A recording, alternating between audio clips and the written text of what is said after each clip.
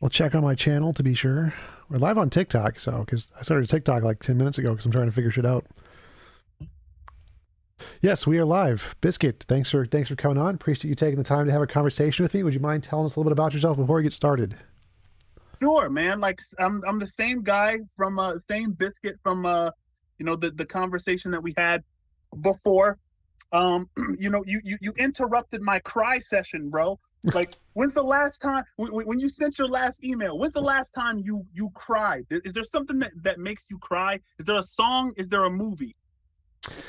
Anything. Or is there a book?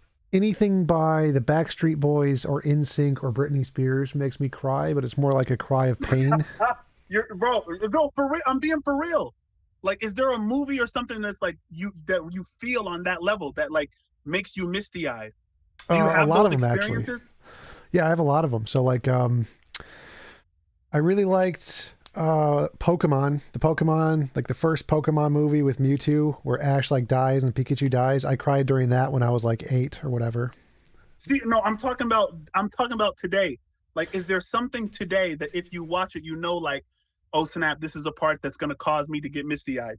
I mean, I think there are a lot of anime that I watch that do that are really sad, like Evergreen, what's it, Violet Evergarden. That one was pretty sad.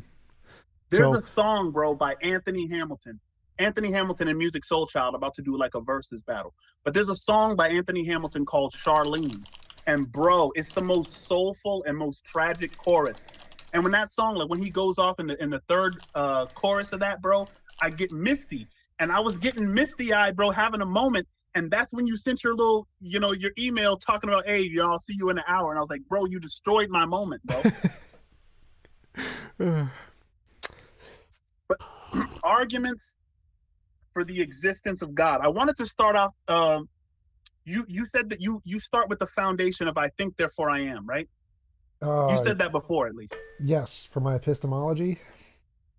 Right. Do you not find that circular? No. Why not? Being that it starts with I and ends with, so you're trying to prove I am, and you start with I think. Because it's descriptive.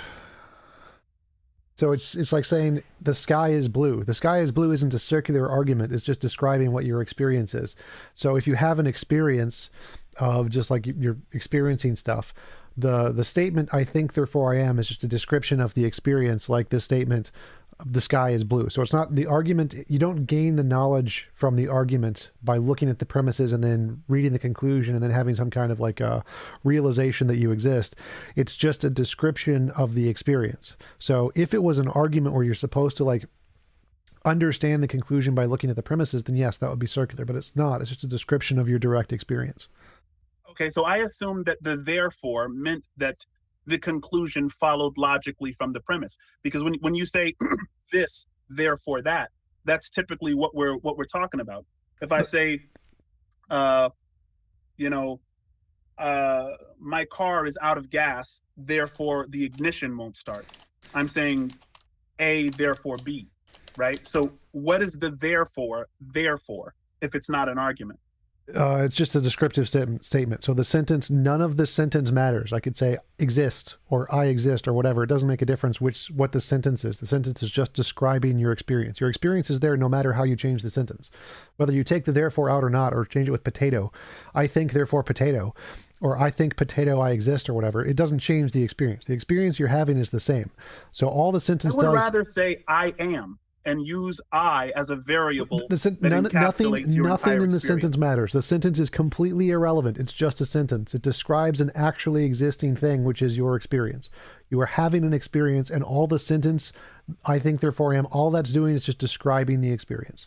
So none of the sentence matters. Why doesn't the sentence matter? Because it's descriptive. It's like... language is arbitrary. You can use any word to mean anything you want. Like I can say blah, blah, blah, blah, blah, and that means like rabbit or something. So you can use whatever words you want to describe something. Your description doesn't change the thing in and of itself. But what you just said doesn't actually perform a communication function. Right. This Like, so if you say blah, blah, blah, doesn't blah, matter. blah, Doesn't matter. that doesn't perform a communication function, In a right? different society, it could. That doesn't matter. So the point here is that the words themselves are just descriptions of things in our society. It doesn't matter what they mean, because what matters is the thing itself is there. So because if you're willing to let on board, I, therefore I, or I think, therefore I am, you're willing to let on other arguments on board that would suggest a similar thing. sure. For instance, God created the universe, therefore God exists. No, because that wouldn't be a description. That would be an actual argument. Like if you're just describing something, like so saying I think is saying there is an action that I'm doing, like I am thinking, therefore I am. No. I am because I'm thinking. Again, it's just describing the direct experience you have, nothing more. Sure, no, I understand that. So I think is an experience. You're saying I'm having an experience. Sure. Right. So you're saying I'm having an experience, therefore I exist. It's all just describing the experience. Nothing about this argument can be circular. It can never be circular. This is literally defined. Like you go to the Wikipedia for cogito ergo sum, all the different philosophers say this. It cannot ever be circular. It's not an argument that you gain the knowledge from the conclusion. It's an argument that describes the knowledge you already have. So it's only circular if you gain wasn't the Descartes knowledge. trying to prove his existence though? That was No. He was denying everything, Right. and he found that he couldn't deny that he was thinking. Yeah. And because he couldn't deny that he was thinking, he concluded that he had to exist as the person who's having the experience, right? Yep. So the argument is intending to show something. It's intending to prove something. It is an argument. No, so not in that sense. No. So if you would need to go to the Wikipedia for cogito ergo sum and read through all the different usages and how it means something. It can never be invalidated. It's never ever circular. Ever. It can't be circular. By definition, it cannot be circular. Well, I mean, I guess we can disagree on this before we move on. It's not a disagreement. It's just literally fact in philosophy. This cannot be wrong. You don't get an option here. You can't argue against its semantics because the semantics are irrelevant. Well, I mean, a lot of people in philosophy have said that it is circular. No, so I mean, I didn't make up that idea that it's circular. Zero people in philosophy have said that. This is all crackpot Discord people. Crackpot disc. That's funny. Yeah, no, the idea that I think therefore I am is circular is popular. That's a popular idea. Not in philosophy. No. Like what they say is that Descartes' usages for the Cartesian dualism is circular. That's what Bertrand Russell said. Bertrand Russell said Descartes' usage to indicate that there is a soul thingy is circular because he's assuming ontology. And so in that case, his ontology of the soul is in the premise, which is begging the question. No one who actually uses it in today's meaning uses that way. So no one in philosophy thinks it's actually circular because you don't gain the knowledge from the premises. So but none of this has to do with like evidence for God. Encyclopedia Britannica calls it the Cartesian circle. The Cartesian circle, allegedly circular reasoning used by René Descartes to show that whatever he perceives clearly and distinctly is true. Because it's circular, it doesn't follow that it's false. No. It's actually true. The Cartesian circle, it is circular. No, the Cartesian circle is, again, as I said, when Descartes tried to indicate Cartesian dualism and that his soul must exist. The cogito itself is not a Cartesian circle. Cartesian circle is Descartes' usage of circular reasoning to indicate dualism. Has nothing to do with cogito. So I don't want to waste more time on this. Like if you want to bother with philosophers on this, you can go bother them. Like you can't be wrong. It can't be circular. It can never be incorrect. But none of this has anything to do with an evidence of God. No, that's fair. We're getting off topic. There was just another one that said that it's circular. I've heard no, it doesn't. Literally none of them said that. They always say that Cartesian circle is indication of dualism that's circular. Yeah. So we agree to disagree on that one. The argument from determinism. I wanted to go to this. So Sam Harris says, I don't know if you, because I know you are a determinist, but I don't know if you would agree with Harris's take when he says, a belief is a long-standing event in the central nervous system. Brian Greene goes on to say, laws of physics determine the future. There is no intercession by human will. You would agree with that, I think. Sort of, yeah. Yeah, he says the laws of physics determine the future. There is no intercession by human will. Because Brian Greene's a determinist also. He said this in a dialogue with Neil deGrasse Tyson.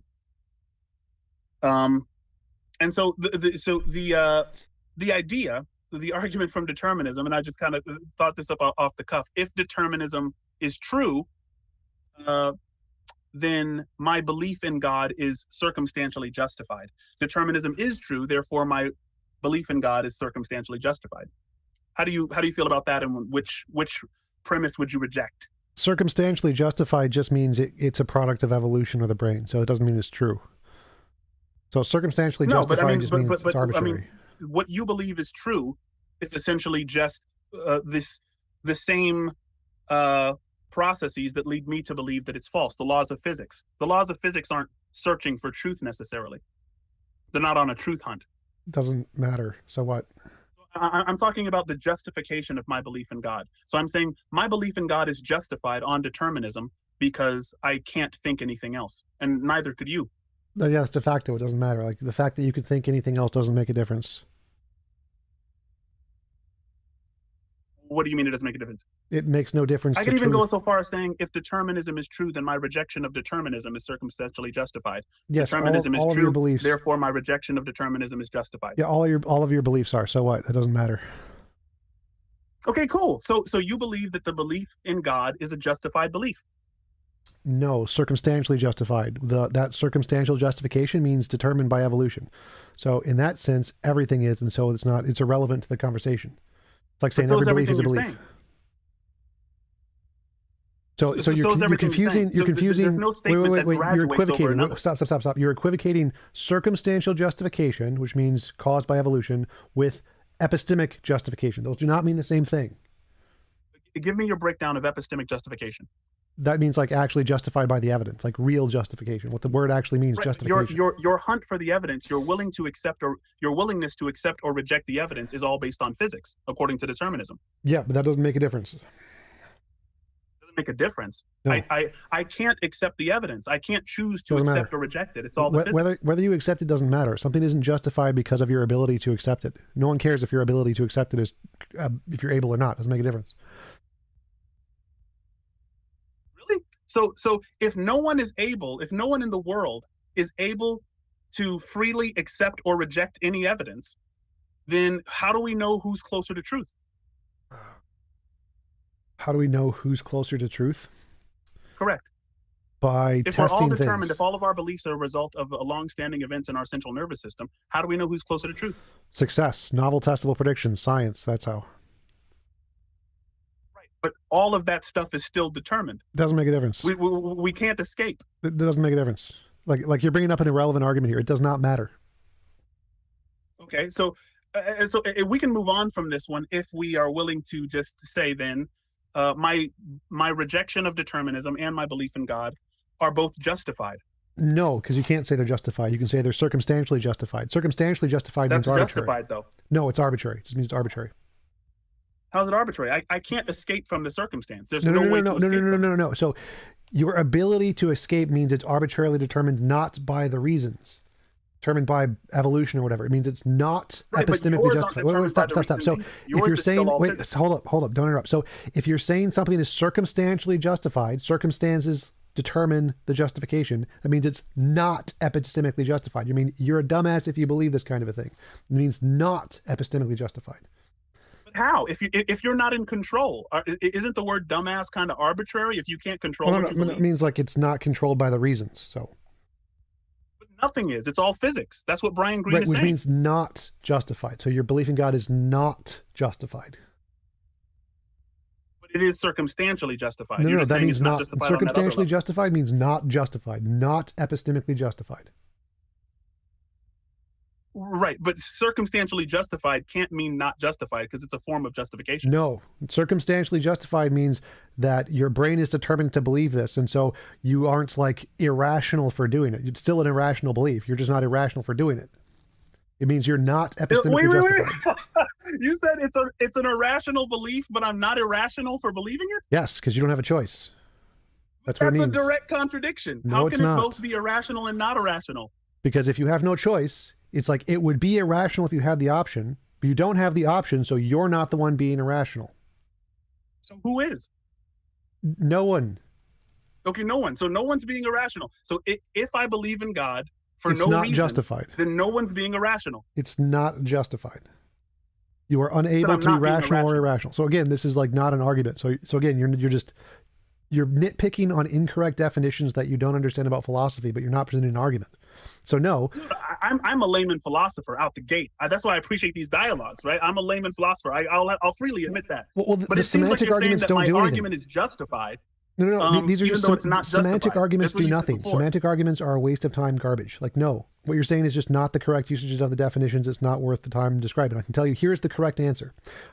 Evolution beliefs, even though all of our beliefs are determined, some can be justified, some cannot be justified. Some are rational, some are not rational, and it doesn't matter whether or not they're determined by the universe or not. It's dependent upon whether or not they follow the course of evidence that we have. So it's irrelevant. So none of this conversation matters. Yes, we can have justified beliefs. Yes, your belief in God is irrational. Yes, my belief in atheism is rational because it's followed by the evidence. The fact that we're determined makes no difference. Right, but you reject certain evidence. There's evidence everywhere. There's even evidence for two contradictory ideas. Like from a scientific theory to a court of law, there is combating evidence, and we kind of go with the evidence that describes the majority of the data. So if there's two scientific theories, both of them are going to have evidence and explain kind of portions of the data. So if you accept one idea and I accept a counter idea, and we both derive because of the physics, then how do you say which one is justified, which one, and which one isn't? Because it's not true that every theory has evidence. Like the ability to explain the data isn't evidence. Like if I see that there's a cup knocked over and I said that a magic leprechaun knocked over the cup, is the cup evidence of a magic leprechaun? No, that's called post hoc reasoning, where you're looking at the data and then you make up an explanation for the data. That's not evidence. So to have evidence, you need to make novel, testable predictions about the future. You'd say, if the cup was knocked over by a magic leprechaun, then I will find a brick of gold in the pot of gold or whatever. And if we discovered that, then they're like, okay, so this is evidence of a leprechaun. So just being able to explain the data isn't evidence. Anybody can do that. That's just post hoc reasoning. So what it sounded like Brian Greene was saying is that the reason that I am a Christian and that I'm a theist sitting down having this debate with you is because the elementary particles from the Big Bang are doing this right now, are in a state of flux that is represented by red herring, biscuitness. Red herring. Right? It doesn't matter. That doesn't affect the justification or accuracy of any belief. It definitely gives me justification because I can't do anything else. No, it does not. It does not give you epistemic justification. Right, but your epistemic justification is just, you can't escape. Like, let's focus on the justification that neither of us can escape and see if that doesn't matter. To the epistemic justification. That's just de facto things. It's saying this is the way it is. That's all it's saying. That is not saying you're justified to believe this. It's not saying it's rational to believe it. It's just saying this is the way you're determined to act. This is not in any way saying your belief is not dumb. Because that seems to be. How can it be? Being dumb implies? So if you're saying, hey, Biscuit, you're being dumb, what you're implying is that I have a decision to not be dumb. No, I would say what would justify the critique if I can't do anything other than what I'm doing? I'm trying to answer. Why would you critique me for being dumb? Let me try to answer. So if there was a person who was a free agent, had perfect rationality, and they saw the evidence you see, would they be rationally justified in believing the belief you have? No, they would be dumb to do that. Their brain would be misfiring if they did that. The fact that you don't have free will doesn't make a difference. It would still be irrational. Brain is misfiring. You're saying that in order to believe something wrong or false, it's a misfiring of the brain? Where does that come from? No. If you're a perfectly rational agent, in order to believe something false, it has to be a mistake in your brain somewhere, yes, or your consciousness. So if there was a perfectly free, perfectly rational agent and it followed the evidence you had... We're not free. We're talking about determinism. I don't care because that's not the point I'm bringing up. So if there was a perfectly rational, perfectly free agent, and it had your belief based off of this evidence, no, it would not be rational. It would be something that would be a mistake. So whether or not you personally are free doesn't matter. Like if you're a computer or a calculator, it doesn't matter. The point here is that if there was a free, rational agent who could freely think and freely assess the evidence without being determined, if it came to this conclusion, it would be an irrational conclusion. That's what it means to say something is irrational.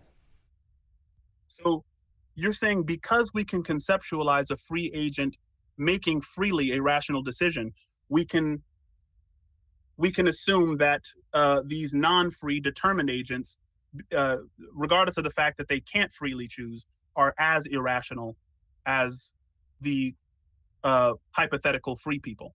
No. I'm saying, like, if we can conclude things like 1 + 1 = 2, and that's an objective fact, if you conclude 1 + 1 = 7, then that's irrational, whether or not you're determined to do so. So even if, like, you have a brain tumor that makes you think 1 + 1 = 7, that's irrational, even though you're determined to do it. You're still irrational, but it's not your fault.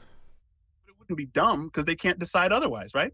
Right. They can't decide otherwise. They're still, that belief, 1 + 1 = 7, is still an irrational belief, whether or not their brain personally is itself irrational.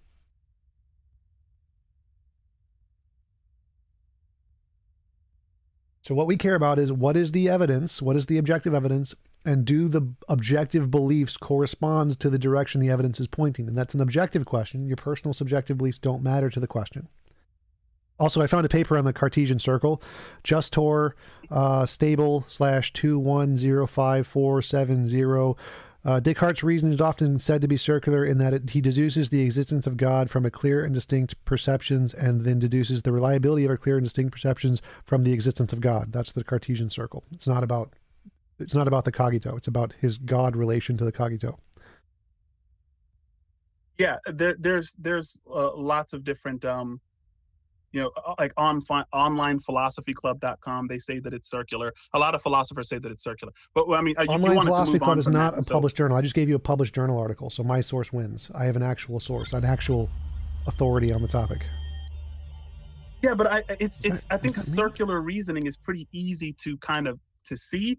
And so, I mean, we can move on from that one, but I do think that it's circular. I do think it's a circular argument. Nope. It's saying, therefore I am. Nope. So it's trying to prove amness, and it starts with amness. Nope. So again, I mean, that's just not understanding the definitions in philosophy of how circular arguments work. Like, that's fair. I'm willing to admit that may be the case. I mean, but if it's true, then it's justified, right? Because I'm determined. So let's move on to the next argument, which is argument from being, right? So, and this one is kind of a wacky one that I'm not so sure about myself. So maybe you can just poke holes in this one. Let's say that God is amness. Let's say that God is isness. God is what it means to be. God is just being fundamentally on a fundamental level. And I know that's crazy to think about, but God said to Moses, "I am that I am." The idea that God is amness. So, would omniscience, if you think about pure being, about everything that is, would that include all knowledge? Wait, so what's the question? The question is all knowledge included in being? No. What knowledge would be outside of being? Well, being wouldn't have any knowledge. You can exist without having knowledge. Rocks can exist and not have knowledge quite easily. Right. So I think you might be not understanding what I mean. I mean, if someone were to say that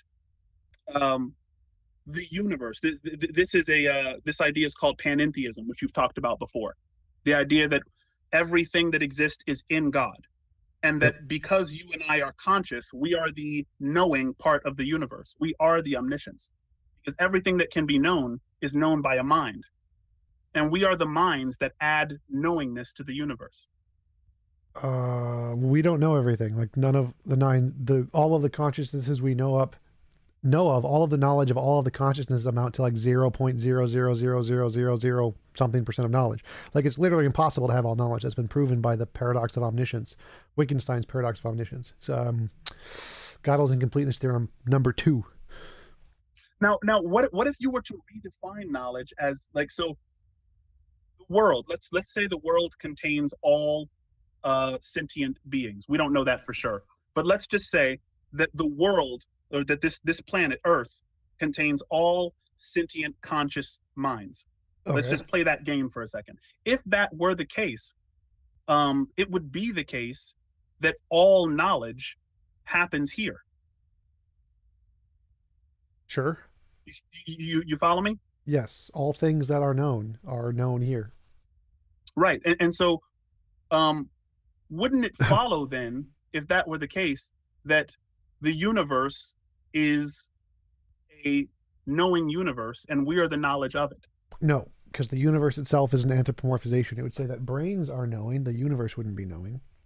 But wouldn't we be part of the universe? What's the distinction? Yes. It's composition division fallacy. The parts and the whole aren't the same thing. Well, no, so yeah, I'm not talking about pantheism as in or panpsychism, that the universe is conscious. I'm saying, what if we are the conscious portion of the universe? Be the same thing, composition division fallacy. You could say a part of the universe knows Can you break down that fallacy for me? I'm not familiar. Not like a property of the parts isn't necessarily a property of the whole, and a property of the whole isn't necessarily a property of the parts. So like a star can bend space-time. Hydrogen atoms, which are what make a star, can't bend space-time on their own, or significantly or whatever. Or a star can cause the Earth can orbit a star. The Earth cannot orbit a hydrogen atom. So this property of the star, which is a part of the whole, doesn't exist in any of the individual parts of the star, the hydrogen atoms that make it up.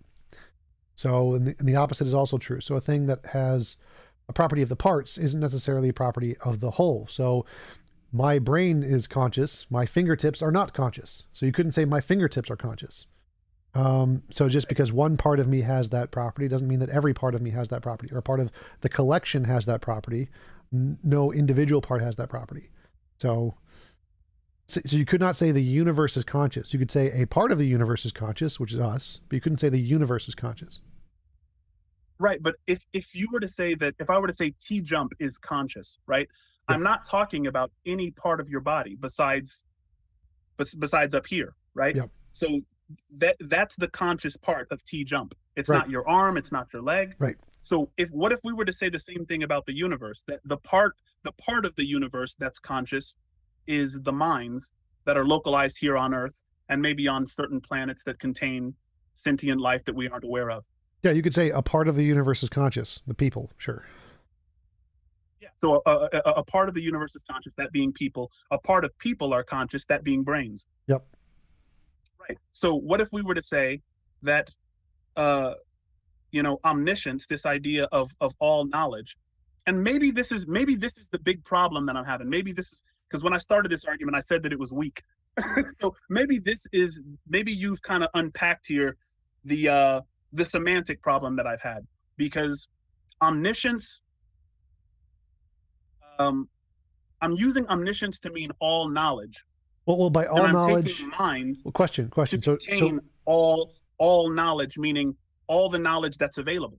So there's two ways to interpret that. One would be is all things that are known is all knowledge, because if all of the known facts, right, that would be all knowledge. But there's omniscience means all possible knowledge that could ever be known. All of the known facts in all things ever, not just the things that happen to be known now, but all things that could ever be known. Right. And so I think my mistake was using that first definition and applying that to omniscience. Gotcha. So yeah, that's that mistake. So I'll have to work on that one and come back to it. The argument from certainty, right? So one, and this one is a syllogism. If God does not exist, certainty is impossible. Certainty is not impossible, therefore God exists. How would you attack that one? Arbitrary. So it'd say, if gods exist, or if God exists, there are dogs, therefore God exists. I mean, it's like, okay, but there's no. Right, but I could easily, if God exists, there are dogs. Or if there are dogs, therefore God exists. Yeah.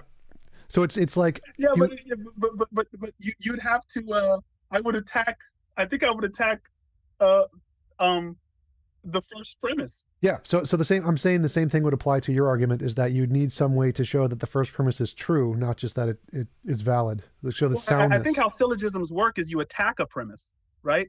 Because I mean, I think you would see that it necessarily follows. If God does not exist, certainty is impossible. You could attack that premise if you want.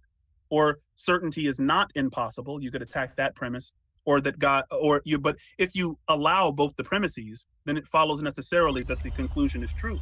Right. So I'm attacking the soundness, not the validity. So validity and soundness are the two things you can attack in a. Right. So you're saying it's valid, but it's not sound. Yes. So that's why I use the dog Okay. thing, because the dog thing is also valid, but it's not sound. Okay. So what's wrong with the soundness here? It's asserted but not demonstrated. So like I asserted that if there are dogs, God exists, there are dogs, but just asserting that there's a connection between dogs existing and God is arbitrary. So you can assert that without God, certainty is impossible, but that's just an assertion. Like Okay, that hasn't been demonstrated. if I say if God does not exist, certainty is impossible. Yes. So let's take the universe in which God does not exist. Is it true that in that universe, where an omniscient being does not exist, then what you are certain of, or what you claim to be certain of, can be contradicted by that thing which you don't know? No. That's not possible. No, you can still have certainty without a God. Give me something that you could not be wrong about. I exist. Okay. That's actually very, very good. You totally destroyed me on that one. That does not exist. Certainty is impossible. Bro, I got to give it to you on that one. I thought it was stronger than it was, this one, TJump. All right, so you got me with your jujitsu move. All right, go ahead, sip your coffee. Raise your hands in triumph. All right. Dang, bro. I keep your stupid ergo sum circularity. No, I'm playing with you. All right, so notice I didn't say that. I didn't say I think anywhere. No, you didn't. No, you bro. I gotta give it to you. I'll hand it to you on that one, bro. And I feel stupid because I should have thought of that, especially knowing that I'm talking to TJump here. So no, you got that one. Because there's no way to assume that you don't exist. There's no way to. Well, there's no way to assume you don't exist and be right. So you can't assume, or I can't believe I exist and be wrong. There are people who think they don't exist, which is quite a silly brain fart, but you can't believe you exist and be wrong. I've heard people go into like, oh, well, how do you know that you're thinking? How do you know there's not just thought, but that's your experience, right? Whose experience is that? Yeah, that's where the Cartesian. When people say, how do you know you exist? They're like, well, who are you talking to? Yeah. Right? If you say, how do you know you exist? What do you mean by you?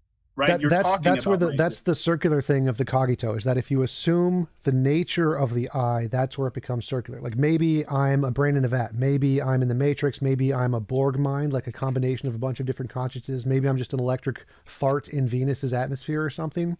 Like you can't assume you know what the I is, because like if you said I am TJump in Minneapolis, Minnesota on Earth, and I weigh 240 or whatever, like all of that could be wrong. Like none of those things could be right. But the direct experience of the consciousness, that can't be wrong. So if all of the I you mean is the direct experience, you can't be wrong. Bro, so your argument, so you did a video on presup, and I think that you with this idea, and I should have watched your video on presup. But what you said about that certainty of existence, that does a lot to disprove a lot of the presuppositional arguments, because what they go on when they say, oh, because that's a presuppositional argument, right? Arguing from God down and saying we have to start with God in order to get anywhere. Yep. When you say, look, I have to say that I exist and I don't need God in order to say that, I just have my experience. That is probably the best argument against the presuppositional top-down way of looking at it that I've heard, and it's kind of right in front of my eyes, and I just kind of never noticed that. Yeah, that's half of the presup argument for sure. So I think you appreciate the compliment. I don't typically take the presup approach, but I just we said, look, we're going to go over a bunch of these arguments and see which ones work and which ones don't. But so I had to throw a presup one in there, and I didn't expect you to kind of get around it that quick. Well, yeah, so I wanted to be clear, though. There's a second presup argument. Like the main presup argument that's done by Van Til and Bahnsen isn't that you can't have knowledge without God. It's that knowledge wouldn't be possible in the universe without God. So it's kind of like the moral argument where you'd say atheists can be moral because God exists. So if God didn't exist, morality wouldn't be possible. But because God exists, yes, the atheist can have morality. because God is there to ground it or whatever. And so Van Til and Bonson say that atheists can have knowledge even though they don't accept or believe in God, in the same way that they can have morality because God is there in the universe. So that's the professional precept argument that the universe wouldn't even exist. Knowledge wouldn't even exist if God didn't exist. And so it's not about whether or not you can have knowledge. That's more just a silly Darth Dawkins thing. I was expecting you to go the justified true belief route, but you actually went to certainty, which is a better attack, right? Because that's what the argument is talking about. You can't have certainty. And I thought you were going to say, oh, well, knowledge is just justified true beliefs, not absolute certainty. But you're right. Like, you can be absolutely certain that you are having this experience, right? Yep. And so, no, that was really good. I actually learned a lot from that one. Thanks. So this one is an argument from perfection, more or less. I didn't look any of these up. These were just kind of things that I was thinking about. But if God does not exist, there is no is-ought distinction. There is an is-ought distinction, therefore God exists. Which one of those would you attack? Or would you say that it's valid? Valid, but again, the first premise isn't sound. Like, even if there was a God, there'd still be an is-ought distinction. Like, God existing wouldn't solve the is-ought distinction. Well, I think if you were to say that there's a Christian deity or the Muslim deity, then God's existence, if God were to, manifest himself in reality, or to, either express himself through revelation or through one of the holy books, you could say God's existence implies an is-ought distinction, because you ought to do the will of God, regardless of what it is you want to do. How would you attack that? So the is-ought distinction is showing that there's no way to go from an is to an ought. So if you're saying God exists, therefore there is an is-ought distinction, that would mean that the only reason that you can't go from an is to an ought is because God exists. So it seems like I think the difficulty would be to explain why, absent a God, you would be justified in assuming that there is an is-ought distinction. What's the justification of the is-ought distinction absent God? That's like asking, why can't you square root a pork chop? Like, so the is-ought distinction is saying that there's two different categories of things. There are the is things and the oughts things. And there's no combination of like a mathematical or sentence-based way to go from just is statements to get to an ought statement. So it's like there's no way to combine mathematical equations that'll give you the square root of a pork chop. You just can't use math to square root an object like a pork chop. It doesn't work because they're two different domains. So the is-ought distinction is saying that there is two different domains. One is the list of is statements and one is the list of ought statements, and that no combination of is statements will ever get an ought statement. And so it's like saying that the is-ought distinction is only possible if God exists is like saying that the inability to square root a pork chop only exists if God exists. That means that if God did not exist, then it would be possible to square root a pork chop. And so hey, TJump, one critique I have to make of you, sir, one critique I have of you is that oftentimes when people bring up arguments, you bring up the square root of pork chop or how the whole discussion is nonsense. And a lot of the discussions are not as much of nonsense as you assume that they are. I think some people just kind of get you in the corners and you suggest that they're talking nonsense when they're not. I don't think so. I don't know of any examples of that happening, but I mean, did that make sense? Because like the is-ought statement is... Well, I mean, the thing is, the is-ought distinction is something I learned about in Philosophy 101. Yes. A lot of people learn about it in Philosophy 101. It's the question of ethics. So you'll get a professor who says, okay, ethics is the question of the is-ought distinction is what's taught as this is what's right to do. This is right and wrong. What we're trying to discover is the differentiation between what is and what ought to be done. And some people go by the categorical imperative. Some go by the hypothetical imperative. Some people use Aristotelian virtue ethics, Kantian deontology. There's lots of different ethical and moral frameworks to show how we get from the is, what we are doing, to what we ought to be doing. It's I don't think it's invalid at all. Well, no, I accept the problem is there. Like the problem is real. Yeah. But your argument said that if there is no God, there is no is-ought problem. Which means that let me frame it like this. what right do we have? Nietzsche said, insofar as we believe in moral law, we're passing sentence on existence. This was a critique of the European atheist in his day. He's saying, if God doesn't exist, then what right do we have to assume the world should be any other way than exactly how it is? The universe didn't intend for us to do anything different. I think it goes back to the determinism argument we had before. No one can do anything other than exactly what they are doing, because we're just this fluctuating process of particles in our brains, down to our biology, down to our beliefs. So how could you say that someone ought to be doing anything different than what they are doing? Well, that seems to be a second question, because the first question is like, imagine a universe where there is no God. Could the people in that universe still ask the question, how do we go from is statements to ought statements? Well, yes, they can obviously ask that question. It's still going to be equally as difficult to get an ought from an is, because you can't get an ought from an is. So that problem is still going to exist whether God exists or not. Just like the problem. How could you not get an ought from an is if God instantiates it? If God creates an ought distinction and lays down rules of the universe and says you ought to appeal to this moral authority or this this greatest authority, how do you assume that a all-powerful being couldn't do that? Well, he could. So that would be like God created the laws. That's an is statement. So it is the case that God created the laws. Okay, but why ought I follow them?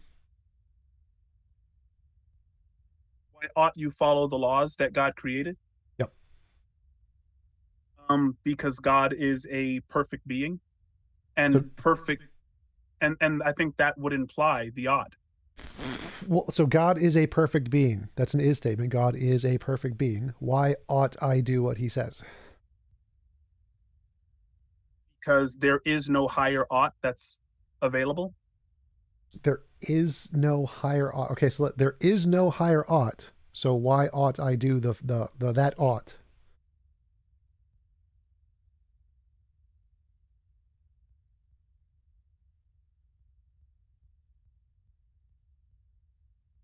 I feel like the ought would be because you are the created thing. It would almost be asking, why ought my cell phone communicate my voice to you?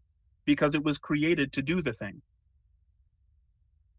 Well, I don't think your cell phone has an ought, but like so let's say I am created. Cell phone certainly has an ought, doesn't it? I mean, it's not a rock. It's not an arbitrary piece of equipment. It was created for a purpose, to be utilized for that purpose. Well, oughts are things like a conscious agent should do this action as opposed to other actions. Like cell phones don't have actions they should do as opposed to actions they shouldn't do. There's nothing like right. Yeah, not on a consciousness level. Yeah. So that's what ought usually means. And so if you say you are a created being, that's an is statement. It is the case you are a created being. Then they could ask, okay, I'm a created being. Why ought I do something just because I'm a created being?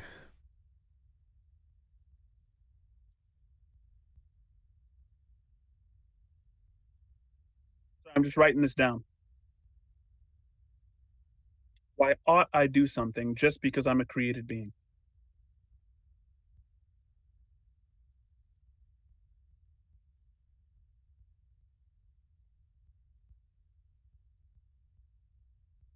You've given me a lot to think about, TJump.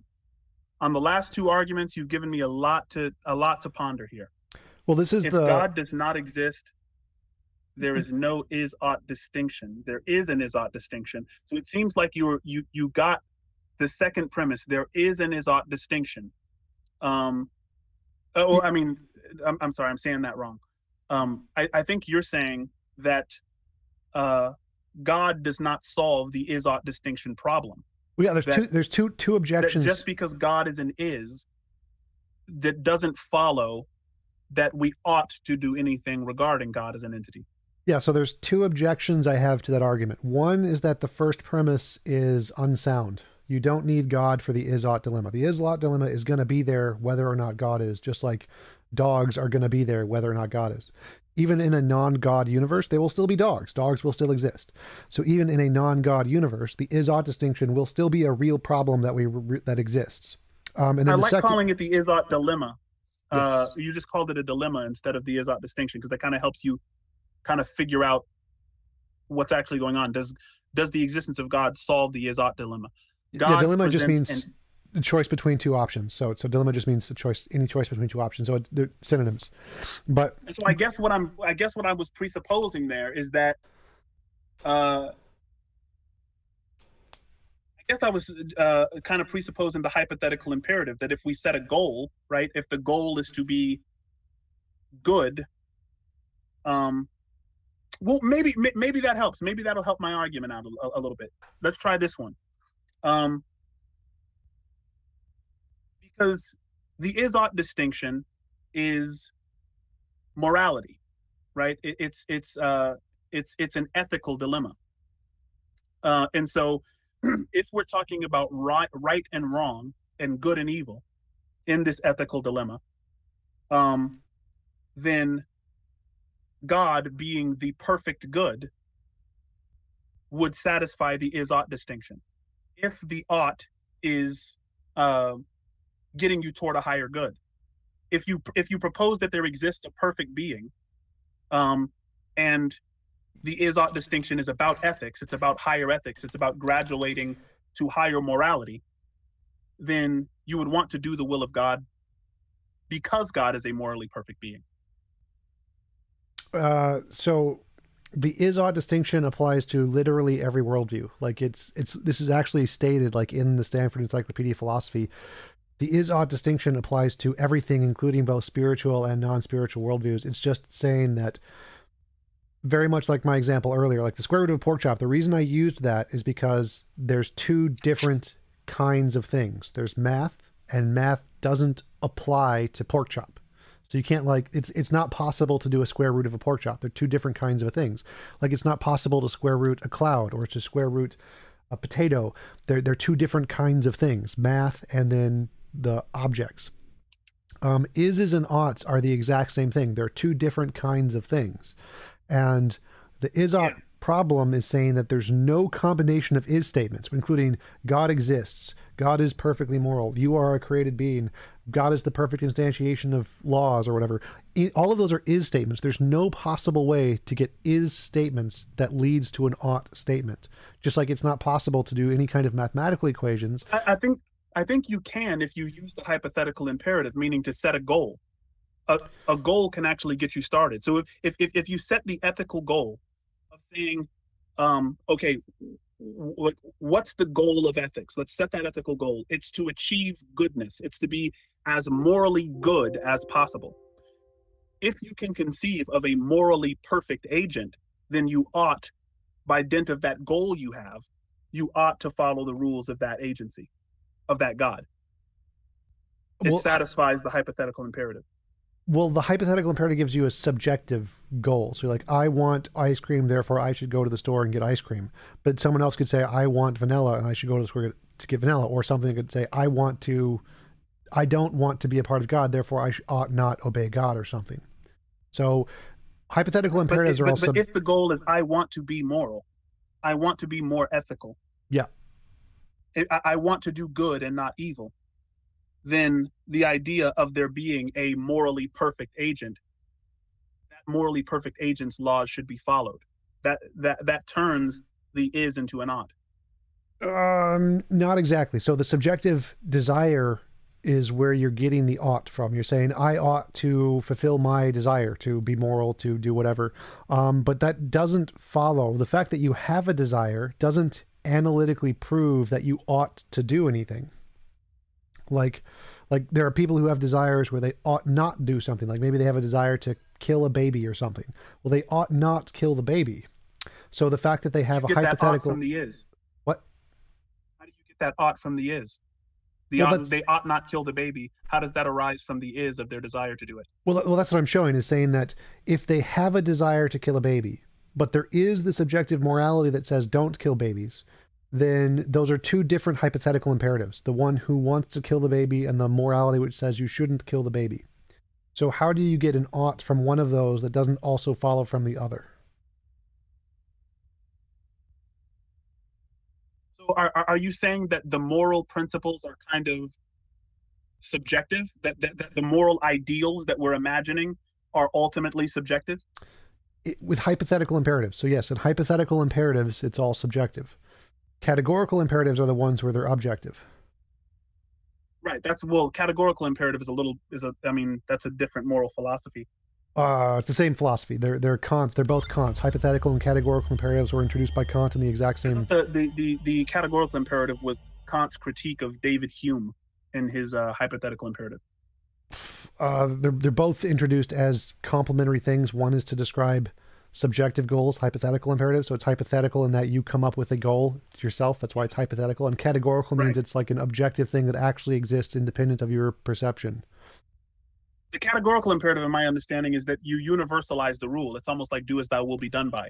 It violates the categorical imperative if you would do it, and it therefore makes like if you can think of universalizing whatever action you take, if that action, when universalized, makes the world unlivable, then it violates the categorical imperative. Well, that's Kant's example. He's saying what we should think is the categorical imperative is if we make any law universalized. But that's just an example.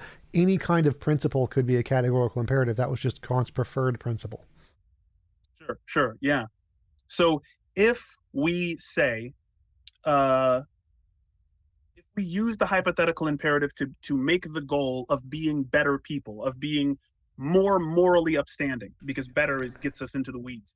But if we want to do moral goods and not moral evils, then I think you're saying another problem that we run into is that our determination of what is good and what is evil becomes subjective then, and that becomes the next problem.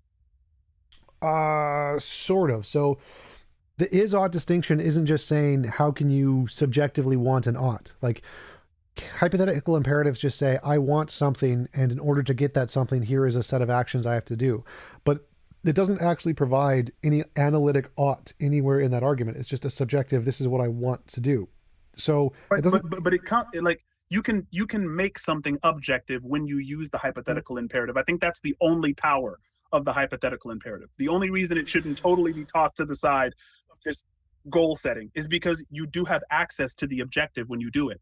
So if you say, if you use the hypothetical imperative to say human well-being is my goal, right? It becomes your oughts become objective at that point, because there's a science to human well-being and human flourishing. Humans flourish under certain conditions, and they, die and starve under other conditions. So you can use the hypothetical imperative to say, I'm setting this goal of human well-being, and I know how to objectively accomplish it because of, say, science and history. Well, that's how to accomplish the ought, but that isn't the ought itself. So there's a difference between the method that you would need to do, which is what you're supposed to do, but it's not the ought itself. So the ought itself is some kind of a way to show that you are obligated to do this set of actions. It's not the actions themselves. So say you want to better human flourishing, and to better human flourishing, you have to solve world hunger or whatever. Solving world hunger isn't the ought. Solving world hunger is what you ought to do. So the ought itself is the obligation that you must do these actions. The actions themselves are different from the ought. Does that make sense? I think, in a way, yes and no, because when you say that you ought to do something, you're accomplishing the ought by doing the action. Yes? Yes.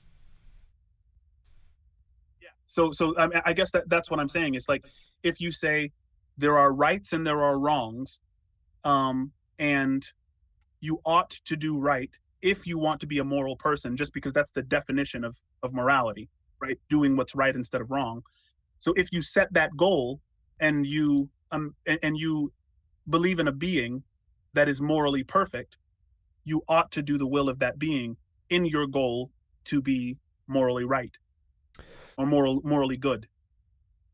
So again, I guess the only struggle at that point would be to instantiate the existence of such a being, no. which would be a different conversation. But what else would be well, so the problem here is the oughts as separate things from the actions that you ought to do. So it's like a light switch. A light switch turns on the electricity and then lights up the bulb, but the light switch is different from the bulb. They're two separate things. So oughts are like the light switch. It's the thing telling you the direction you should go in. And the light bulb is like the actions, the things like curing world hunger. The curing world hunger isn't itself an ought. It doesn't have an ought anywhere in it. Oughts are some separate thing to curing world hunger that tell you that you want to do this, or that you are obligated to do this thing. So the oughts are the kinds of things that tell you what you are obligated to do. And then there are a list of those things that it tells you. But the list of the things you ought to do don't themselves tell you anywhere that you ought to do them.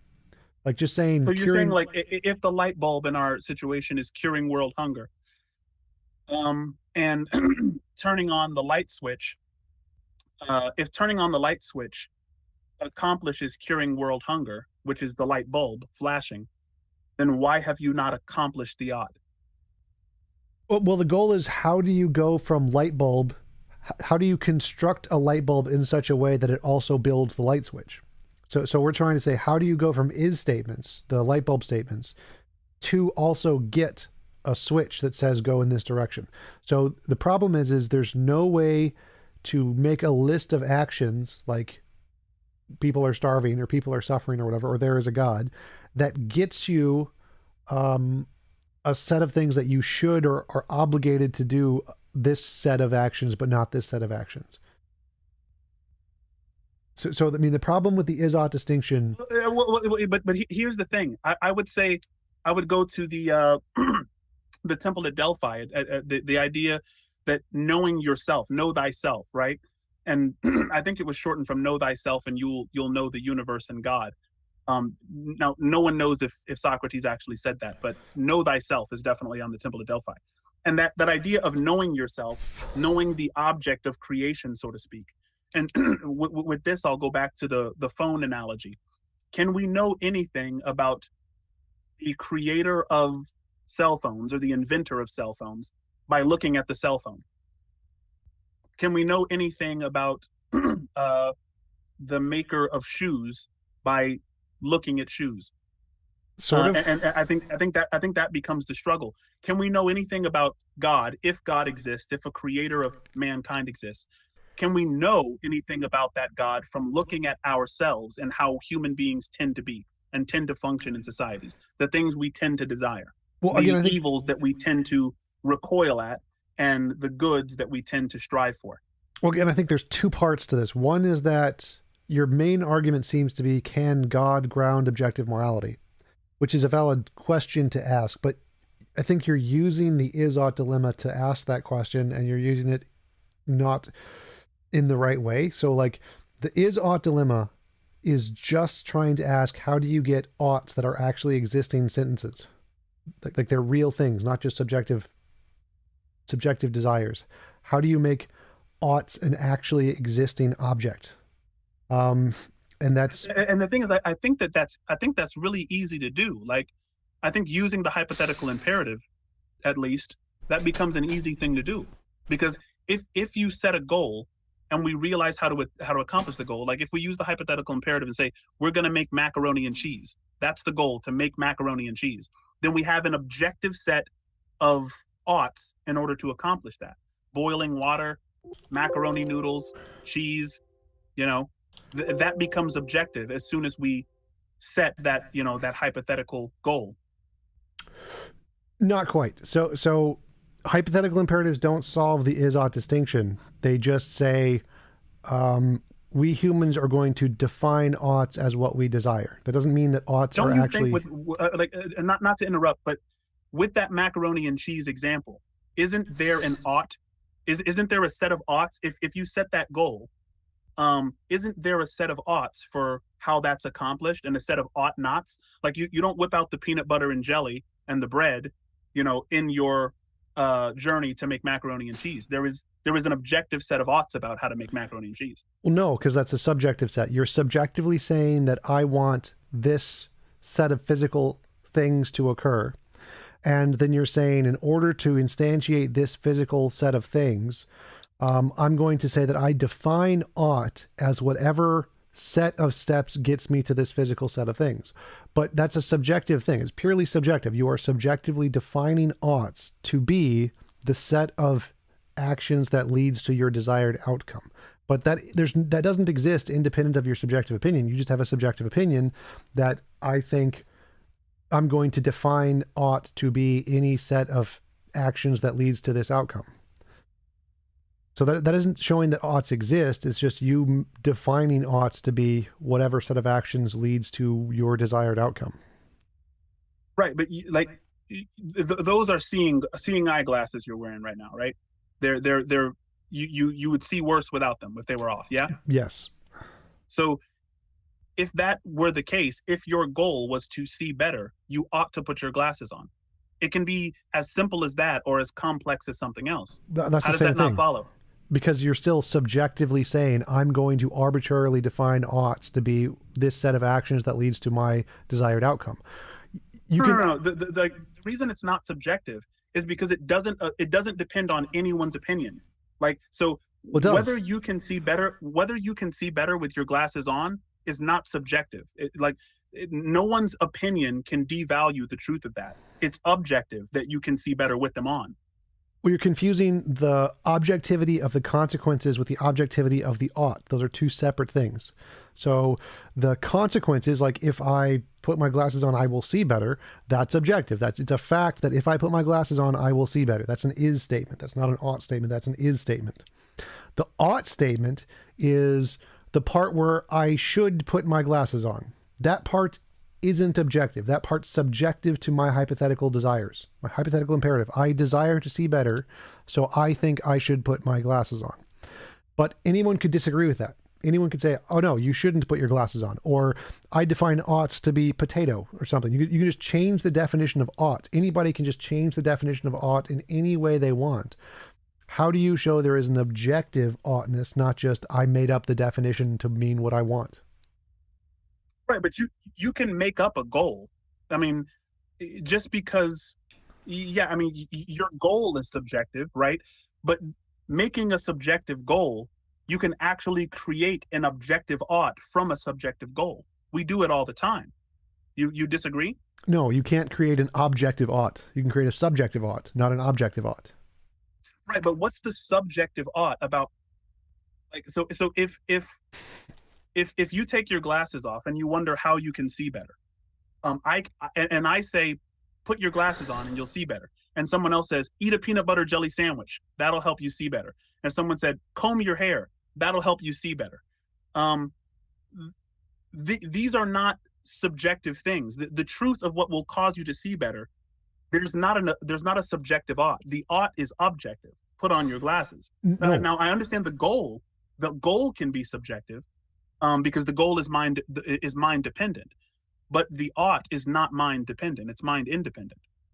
Because your glasses are the only thing that's going to help. That's the only ought. You can change the definition of ought. So say ought is that which will help you achieve your goal. That's your definition. I can say, nope, ought is that which will not help you achieve your goal. So if ought is that which will not help you achieve your goal, then you should eat a peanut butter sandwich because it's not going to help you see better. That is what you ought to do. So you can change the definition of ought itself in any way you want. Right, but if you say ought is what will not help you achieve your goal, and your goal is to put your glasses on, or your goal is to see better, then yeah, you should eat the sandwich because you've set the goal of not achieving the goal. Yeah, that's the point. So the definition of ought, follows. The definition of ought is subjective.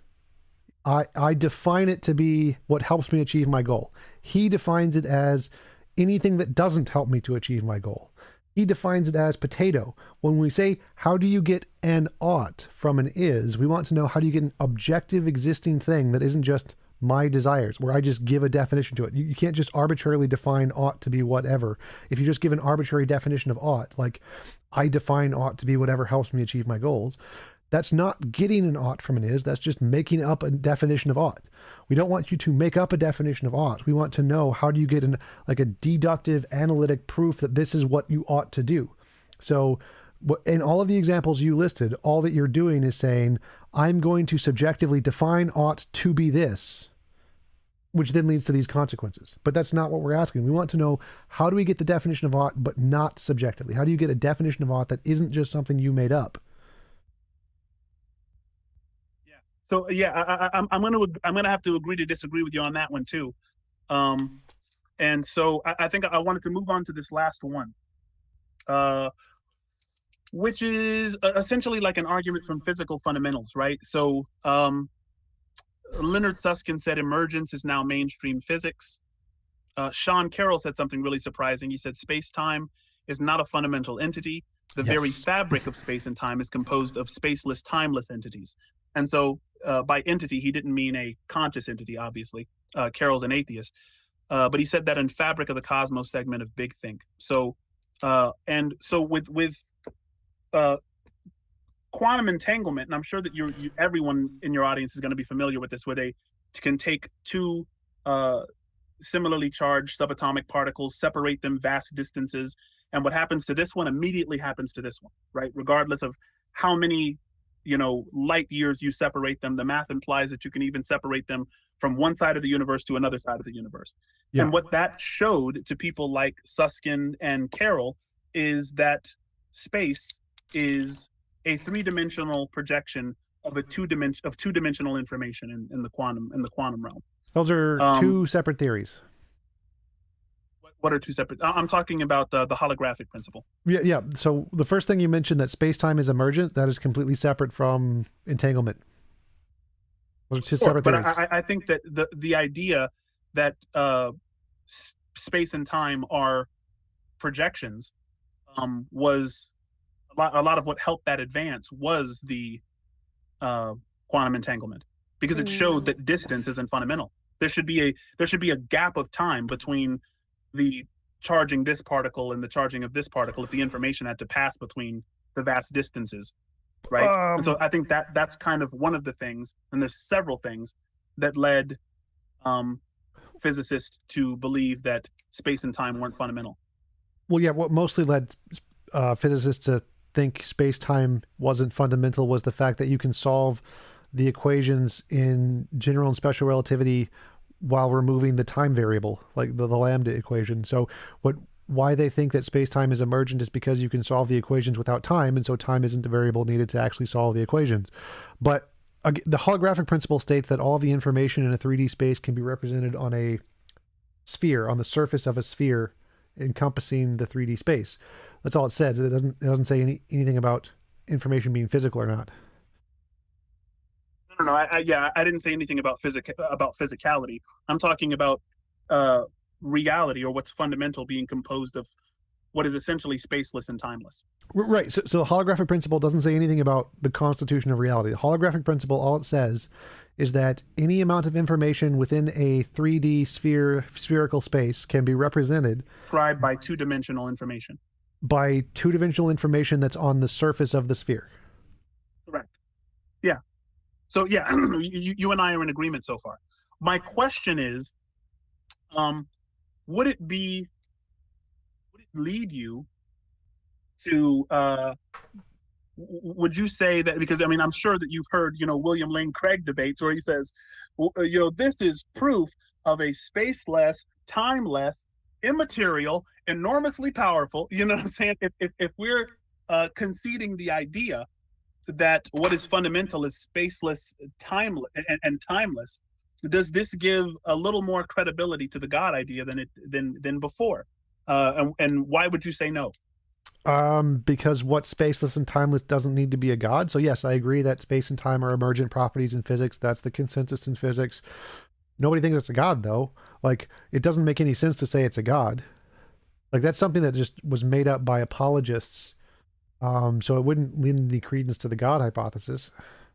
Well, it wasn't made up by apologists after quantum entanglement or the holographic principle was discovered. Sure. It was made up by, like, Anselm or something. Yeah. A very long time ago. So wouldn't this give a little bit more credence to the God idea than existed before, at least? Like, if it was a prediction that, like, apologists made that God exists, therefore we will discover that space and time is emergent, then it could be, but I don't think that was ever a prediction. That was just ad hoc reasoning. Like, I don't think they ever made that prediction. Well, they said that God is spaceless and timeless and immaterial. All that goes back to Anselm. Well, the immaterial Right, thing he's just a contemporary champion of it. Right, the immaterial thing they got wrong. So it's just space and time, not the immaterial. And secondly is that it's like space and time is one field. It's our specific field. It's not all spaces and times. It's just our space and time. So there's other spaces and times that could exist. Like string theory has, I forget how many dimensions, 13, 11 something dimensions. Space-time is one dimension. This is just a field, nothing more. And so that one field being produced by other fields isn't particularly surprising. And all of the theories say that it is. It's a result of these other fields in string theories. So not God. It's literally caused by these other fields. If apologists made the prediction that space and time would be discovered to be emergent in the future, then yes, that could be counted as some very small evidence. But they didn't do that. They just kind of post hoc tried to explain that given the things already being discovered in physics. Okay, fair enough. Fair enough. I don't think that I know enough about this particular argument to go any further on it. This is not my argument. This is something that's, that's starting, in its infancy to be proposed by, some apologetic thinkers that are far beyond my pay grade. So I had one more question for you. This is just an honest question. What would qualify as evidence of God's existence to you? Novel testable predictions. Any novel testable predictions. Give me an example of something in a possible world, something that did happen. Oh, yes. It's just literally anything. So I could say the best example, like the most realistic example would be like if we discovered the Bible 6,000 or discovered another like Dead Sea Scrolls or something of a really old Bible. And the Bible said, I, the God, created the world 13.8 billion years ago. Oh, and DNA has a double helix. Oh, and the extinction happened at this time scale. Oh, and the Yellowstone National Park will erupt at this date, and it happens. Like, so anything that can accurately predict the future consistently. So the example I normally use is if I prayed to God for a gold brick and a gold brick appeared, and then I prayed to God and a gold brick appeared, that would be good evidence because it's a novel prediction. I feel like the problem with that is that I can accurately predict the future consistently. I think all human beings do that. What? Like I'm probably going to go upstairs and have a sandwich in 20 minutes. Has to predict something unknown. So like predicting things we already know or already expect doesn't count. Novel predictions means like scientifically accurate predictions about things we don't already know. So predicting the sun will rise tomorrow is not predicting the future. It's got to be something we don't know yet. Okay, so if someone came to you and predicted the future, you would believe that God exists? No, if they said, I have a hypothesis and this hypothesis allows me to predict X, Y, and Z, and we confirm X, Y, and Z, then that would be evidence of whatever hypothesis they're proposing. So if they say, I believe God exists and God is telling me that here are the lottery numbers and I win the lottery, like, yes, that would be evidence, a small amount of evidence for God. And if you could do that consistently and repeatedly. But would you believe in God? If someone says, look, I know what the lottery numbers are, I'm going to give them to you and you will be a millionaire if you play them. And let's say you played them and you became a millionaire, you won the lottery. Would you believe that God exists? No, that would be one piece of evidence. It would need to happen repeatably and testably. And if it happened repeatably and testably, then yes, I would believe in him. So it would have to be natural then, because repeatable and testable means, that's something that happens in the sciences. No, so it doesn't, like the effects have to be natural, but the cause doesn't have to be natural. So like I could say, I believe in a non-physical spirit named Bob, and every time I pray to the non-physical spirit Bob, he will give me a gold brick, and a gold brick appears in front of me. Like the gold brick is natural, but the non-physical spirit Bob isn't, and this would be evidence of the non-physical spirit Bob. So the consequences. If I was standing in your same room right now, yeah. And I said, whenever I pray to the non-physical spirit Bob, a gold brick will appear in my hand. And I prayed to the non-physical spirit Bob, and a gold brick appeared in my hand. Would you believe in God? I would believe in Bob. Like if you said God. God. Bob, I'm sorry. Would you believe in Bob? Don't give credit to God that belongs to Bob. Yeah. Would you believe in Bob? Yes, that would be very evidence. I'd probably need more to like actually convince me because it would take longer to convince me, but that would definitely be evidence. I would count that as what? What if I said bring a bunch of scientists here, and a bunch of scientists came and I said, look, Bob is real. I'm going to pray to Bob and I'm going to get bricks for everybody, gold bricks for all of you. And I did this and gold bricks appeared in front of everyone. Yeah, at that point, I would probably believe in Bob. Like, holy shit, we all have gold bricks now. This is impressive. Something is going on here. He knows more than what we do. We got to figure out what this is. I would definitely Now, what if when you believed in Bob, I accused you of Bob of the Gaps. Because just because you don't know how it happened, why are you blaming Bob for this? Because you made novel predictions. So whichever theory makes novel predictions first is the one that's supported. It's not a God of the Gaps. No, it's Bob of the Gaps. Well, yeah, Like it's not the a reason gaps it's argument. Bob of the Gaps is because the scientists would be like, okay, well, let's see how this is happening. Let's work Yep. on this and let's see how you're doing this. Why would you come immediately to the conclusion that this is Bob? Because a God of the Gaps argument is saying, here is something we can't explain. I'm going to label it as God or Bob or Right, whatever. but the gold brick is something you can't explain, No, and you're labeling it as Bob. It's something you can explain. So future predictions are something you can explain. So you're saying, because of Bob, here is something that's going to happen in the future. That's not something you can't explain because you're literally explaining it. A God of the Gaps is looking at the past and saying, here's something we don't know. And because we don't know it, I'm going to label it as this. Like, oh, look, a UFO. It must be aliens. That would be a UFO of the Gap, or aliens of the Gap. Right, but I don't know if you've ever heard of this part of history, but um, Christopher Columbus, when he came over, he would terrify the Tainos by saying that judgment was going to be visited down upon them because like the sun was going to turn dark and the sun was going to, and they understood lunar and solar eclipses, right? And they understand that was predictable. And these people groups who he was frightening with these predictions assumed that he really had supernatural powers, right? Yep. And because he made novel testable predictions. Yep. Now, weren't they wrong to believe in the existence of quote unquote Bob just because of that novel testable prediction? They were justified. So that's rational justification. Like they would be rational to believe him at that point. TJump, I admire your consistency, sir. Thank you. I got to get out of here. This has been legit, bro. I hope that we can, because there's a lot more God arguments. I want to kind of give a breakdown real quick. The argument from determinism, I still think I'm justified. I had to agree to disagree with you on that particular one. The argument from being, I think you quickly shut down and tossed out the window because it wasn't formulated as strongly as I assumed that it was. The argument from certainty, I think you made an amazing assertion that, look, I can be certain that I exist because I can't doubt my own existence and neither can you. And so therefore, you don't need God to exist in order for certainty to be possible. I think that was an amazing way to shut down, the main presuppositional argument that I'm familiar with. I think that the argument from perfection, I'm going to have to agree to disagree with you on that one just because of our disagreement of the power of the hypothetical imperative on that one. And then the argument from physical fundamentals, I think you did a really good job of putting that one away just because I'm super, super layman when it comes to that one. I don't understand physics well enough. I'm still kind of getting my beak wet as far as that one is concerned. And but bro, as usual, it has been an enlightening discussion, and I hope that we can get another one going again, maybe this week, maybe next week. Sure, sounds good. Thanks again for coming on. Do you want to plug your YouTube or any social media you want to let the audience know about? I want to plug Random Idiot Clothing. People have been asking about these hoodies, bro. Like the last time I went on your channel, people were in my clubhouse like, bro, what was that hoodie? Random Idiot. And this is I think this is the Frankenstein hoodie. Technology can't exceed humanity, but it's Random Idiot. Look up Random Idiot Clothing. They send me free stuff. So shout out to the send you free stuff. How do I this debate? How do I get free stuff?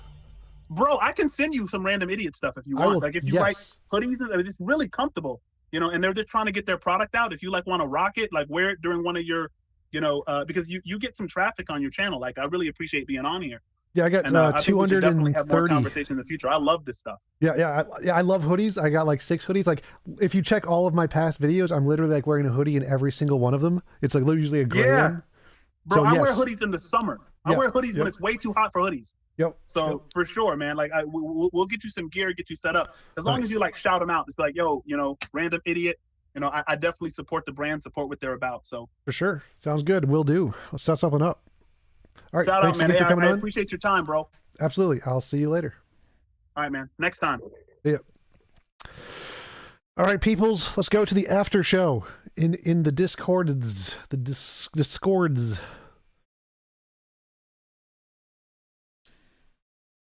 Discords after show time. Let's go. Everybody join the discords. https://discord.io/t. What the fuck is that? TJump. This is a biblically accurate Ingalls. Ha ha. Ingalls. I get it. I get it. Ingalls. I get it. That's funny. After show. There's a few people chatting. Not many though. What is up, Frank? I am muted on Discord. Hey, what is up, Frank and Giz?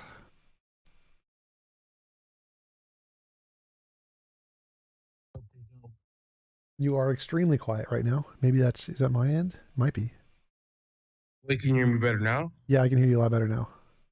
Okay. I was just far away from my mic. Gotcha. Have you checked my TikTok? I think I asked some people if they check my TikTok to see if everyone can hear everything okay. Like the other speakers. I got you. Let me check.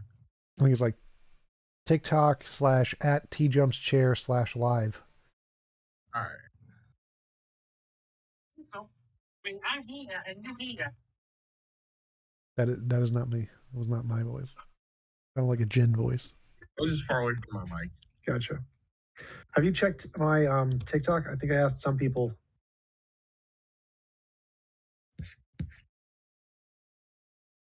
Can you hear other people's? Like, can you hear your own voice in the TikTok, Frank?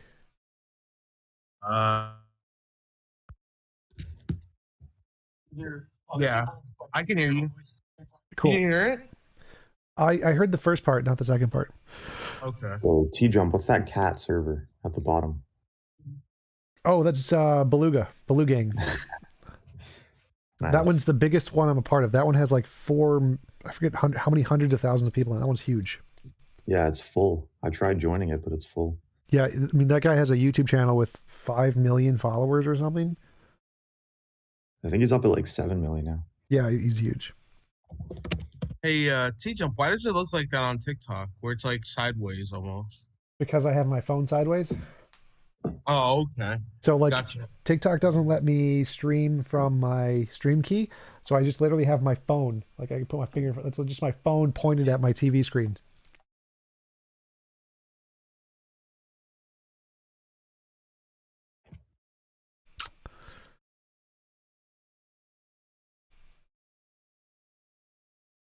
All right. Anybody want to join the chat, join the after show, come talk about stuff. How was DebateCon? DebateCon was great. It's the greatest. James had the greatest words. Yeah, I was talking to James a couple days beforehand. It seemed like he was pretty crazy and stressed out.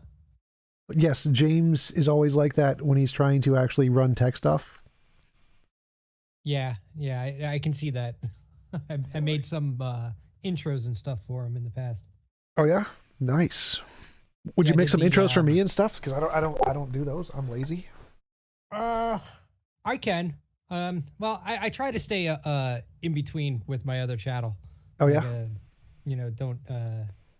Don't pick sides kind of deal. That's why I picked James for some of his stuff. Gotcha. I could probably put you in. I did the Destiny versus the other guy intro and did the Dilla Honey versus Dr. something intro. And I just Nice. made him a couple backgrounds. Nice.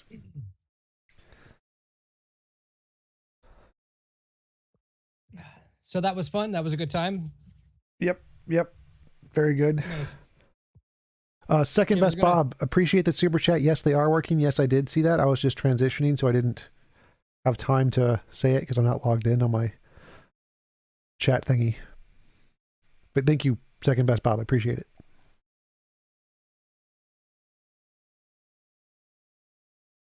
Sean Hunt, can you answer my question? What would you do if you knew how everything worked? What would I do if I knew how everything worked? I would create the best of all possible worlds. I would build a world. I mean, maybe I don't know if I knew how everything worked, that wouldn't necessarily mean I could build the best of all possible worlds. So I'd probably just try to get as close as possible. I try to make the correct pre-moves that will inspire everyone in order to lead to the best of all possible worlds in the fastest way possible. That's what I would do if I knew how everything worked, most likely.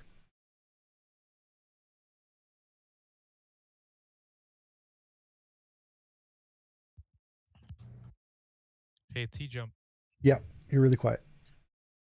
can you hear me? Very, very quiet. How about now? A little better. I want to ask, would you ever debate Darth Dawkins again? Sure, yes. He's like my most viewed debate, so of course, money. Oh, okay. Interesting. I would like to see that. The last 2 times you debated him was really fun. I Yep. enjoyed Yep. that. Just gotta set it up. Just get him to like come on my channel, Discord or something sometime. Okay. I don't really know him, but I could try. Definitely do it. Go for it. Sure, okay.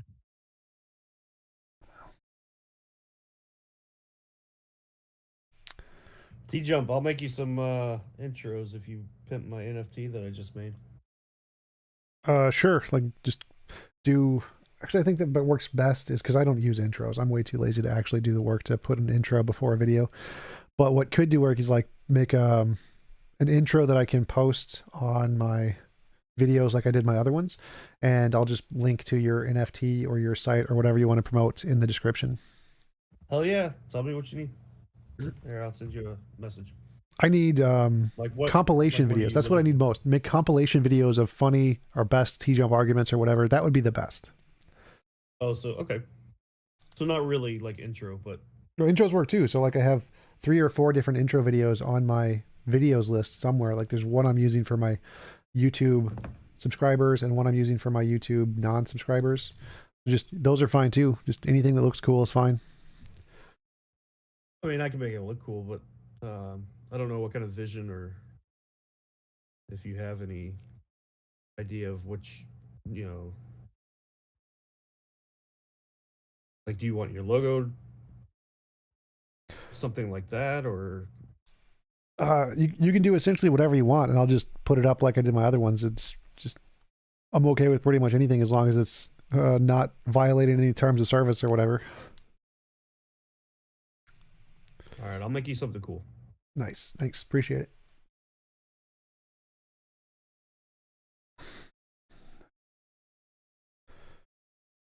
Hey Tom. Hey, Hey man.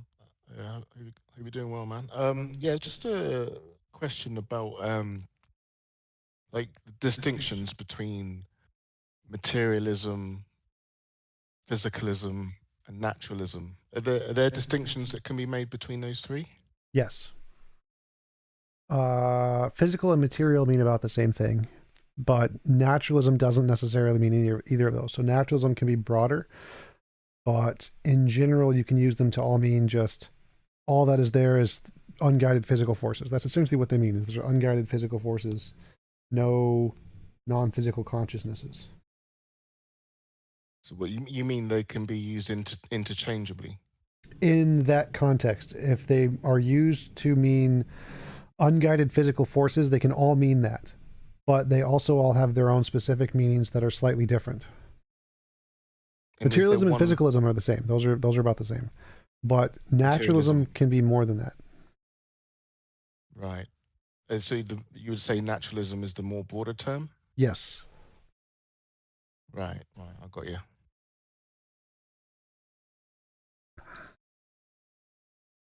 Have I ever done LSD? No.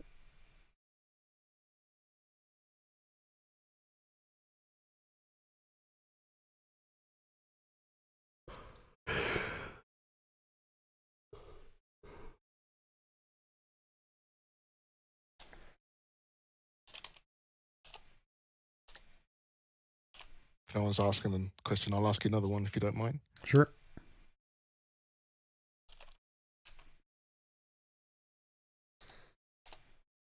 Tom? Yeah. Can you hear me?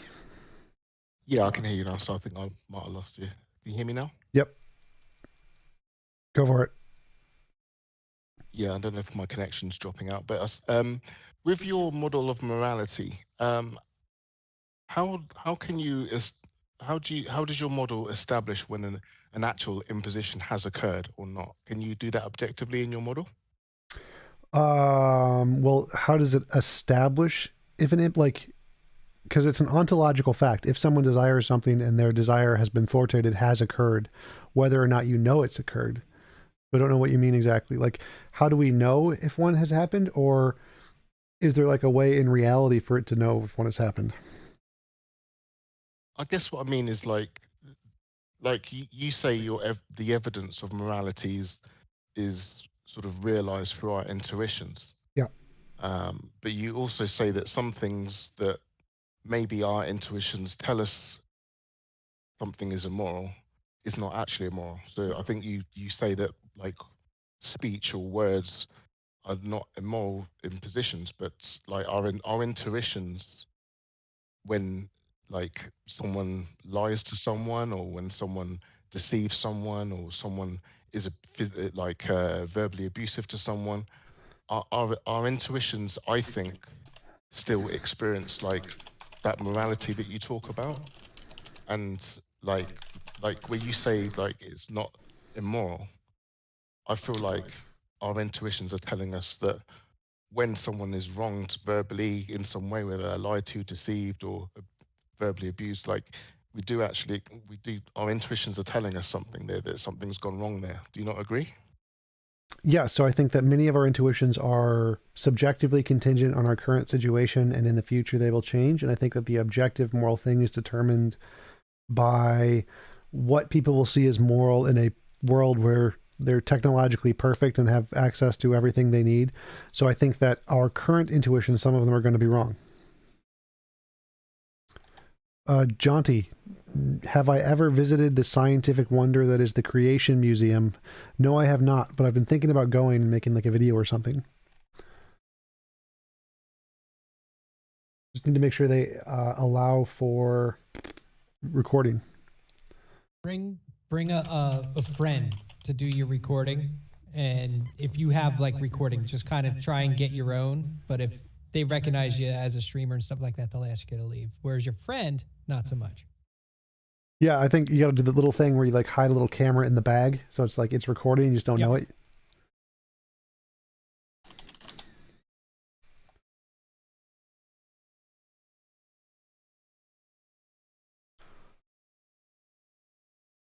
Does everybody here know how a solipsist breaks up with his girlfriend? They say it's me, not you. Guests are welcome to photograph and record all museum exhibits except for theater and video presentations.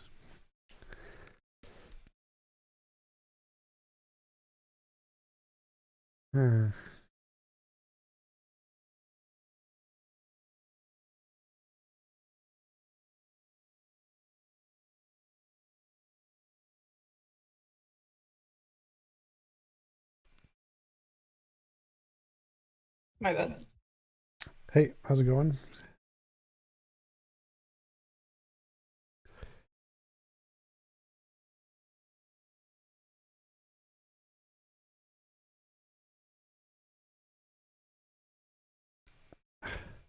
I am 33, Mr. Boss, and I weigh 240 Mannerite. That's how fat I am. I'm 240 pounds right now. I'm fat.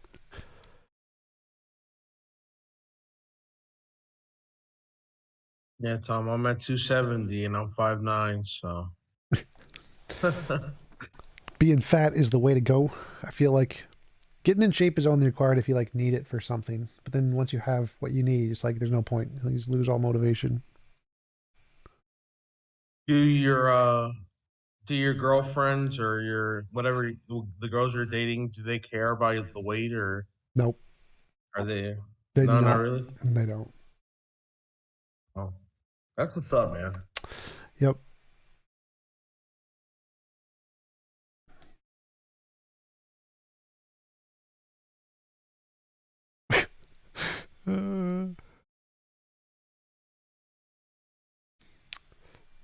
A funny woman joke. My wife said I should be more feminine, so I crashed my car. I like the dark humor stuff. Mango T, how did you learn critical thinking? Experimentation? Problem solving? I don't know.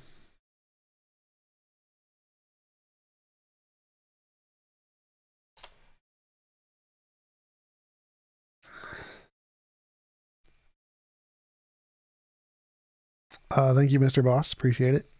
Have you ever debated Canadian Catholic? Yes, I have debated Canadian Catholic on 3 or 4 occasions. Bunch of them listed in my debate somewhere, all with like CC or Canadian Catholic or something. What books do you read? What I read right now, I don't really read anything right now. I used to read sci-fi stuff like Harry Potter, Star Wars, but recently I started only reading books that are related to work, like the books that professors and stuff sent me that they wanted me to read before I invited them on. Those are the things I would read mostly now. Tom, have you ever heard of Anthony Jeselnik? Nope. He's probably the crudest comedian I've ever heard. He's funny. He's hilarious. I like Jimmy Carr. Jimmy Carr, that's the one. Jimmy Carr's Very funny. similar. They're very similar, like the one-liners and dirty jokes. Dark humor is the best. Anthony Jeselnik, I think you'd really enjoy him. Have you read the Bible? Yes, I've read all of the Bible cover to cover multiple times.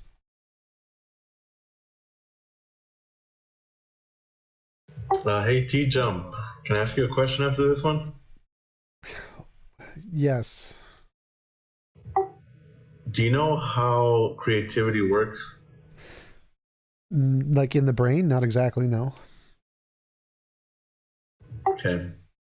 But the general consensus is in the brain, the way our brain works is it makes connections, like neuroplasticity shapes the patterns in your brain in such a way that it develops connections between certain things more the more you use them.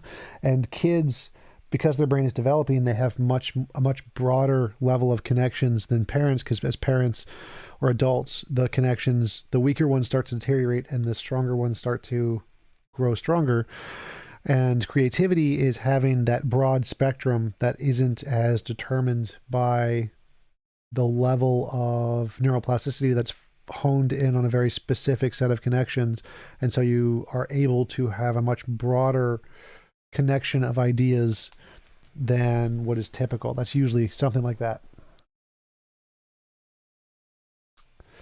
Mango Tea would like to be added to the Discord. Like there's a description, links to the Discord are in the description, Mango. There's one in the bottom right hand side of the screen, right below the PayPal link. Call-in link it's called the call-in link. The Discord link and the call-in link are the same thing. Jen says she prefers the term brain clean. I think that's when you inject the Donald Trump disinfectant into your brain directly. The brain clean.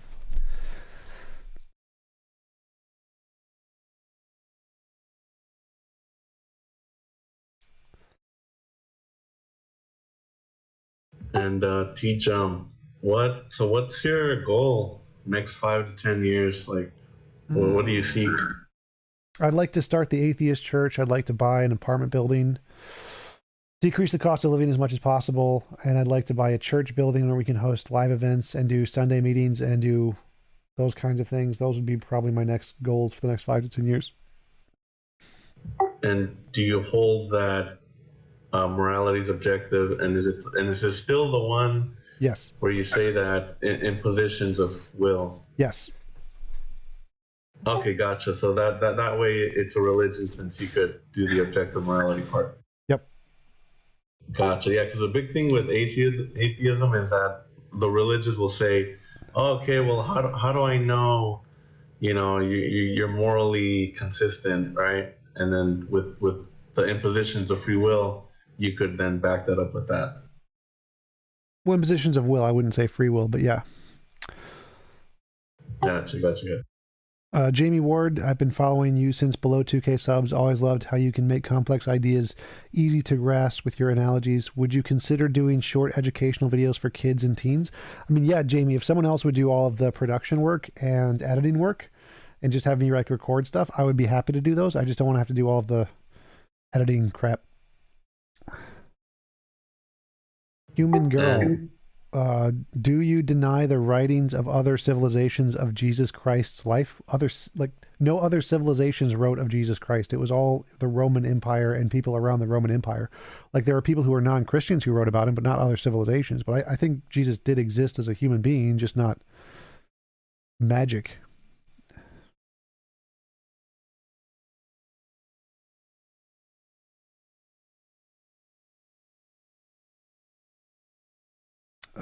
Doc Palermonot.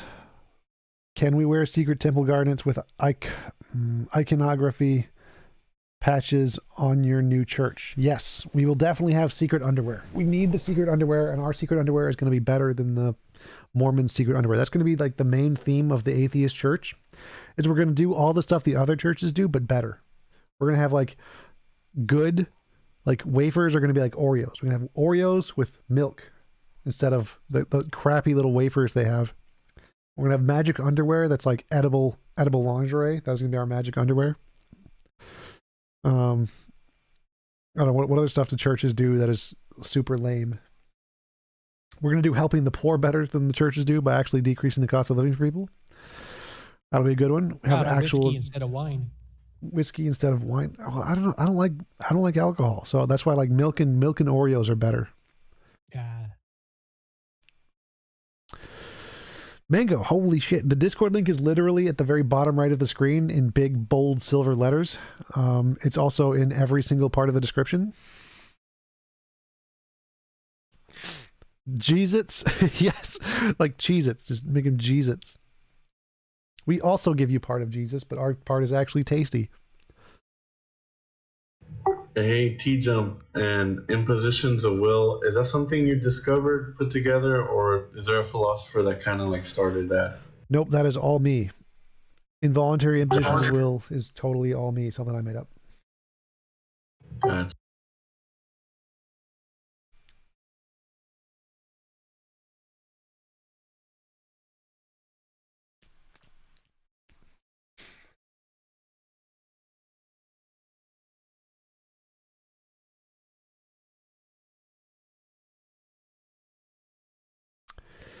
Can we have wafers in the shape of a clam couch? That could work.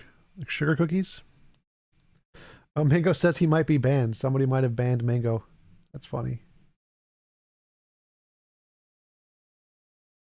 Have I ever read Hegel? No one, there is literally no human who has ever read Hegel. They read the parts of Hegel that he didn't forget to write. So like every sentence of Hegel is missing like 30 words. That's why they're not coherent sentences.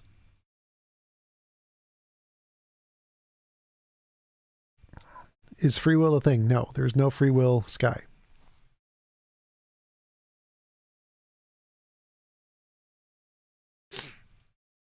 Mango, if you want, you can subscribe to my Patreon for $5, and then you can become a mod on the Discord, and you won't be banned anymore.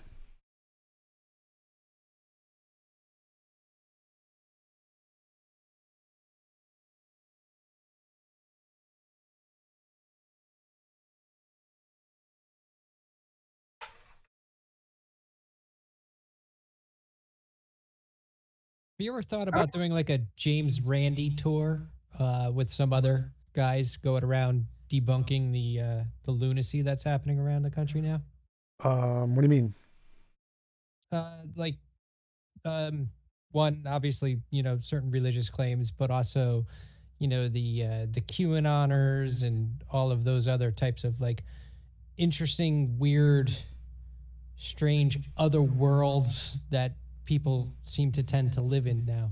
I mean, I think making a documentary like that would be really cool, but we need somebody to fund it.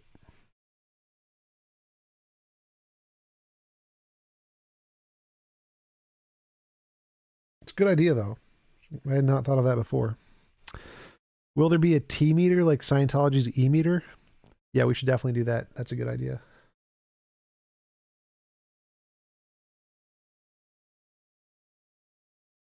Is natural death process painful? Typically. That's what old age is. It's uncomfortable.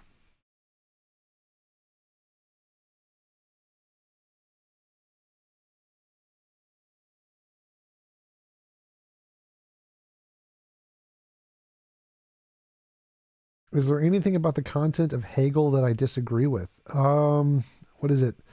There's a lot about Hegel I disagree with. I forget what the specific words and terms are. I haven't talked about him in a while. There used to be a guy at my philosophy club who was huge into Hegel. He used to read all his books, and we would discuss for like hours about him. I haven't read into Hegel in a long time. Add me to the chat. It's locked. Hegel, the chat isn't locked. I mean, you might have gotten banned, but it's not locked. You'd have to join the Patreon to get unbanned, I think. Because Patreon, if you subscribe to the $5 level on Patreon, then it'll give you a link to link your Discord account with your Patreon account, and it'll make you a mod on the Discord. Give you mod power. So that's how you get unbanned.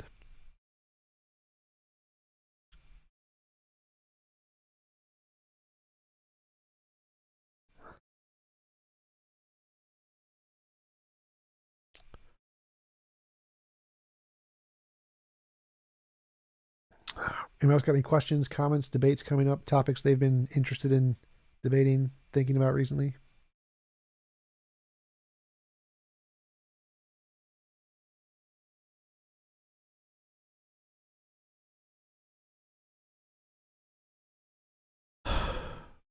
Thoughts on PNR and Darth Dawkins' Mr. Batman?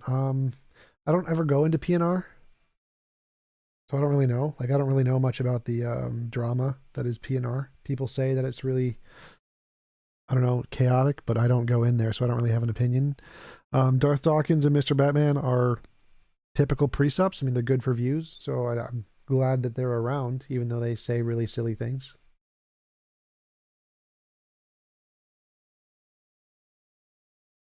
Hello, Daniel Tingsvit.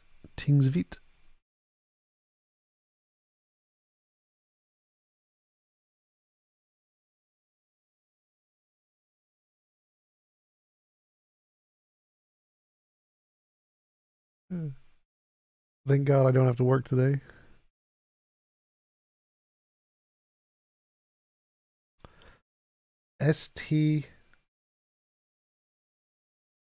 TJump's chair. Do you play bullet chess? I usually play rapid, so 2+1, 2 minutes plus 1 second every move. I have played bullet. My bullet ranking was 1900 and something. But I was not as much of a fan of bullet.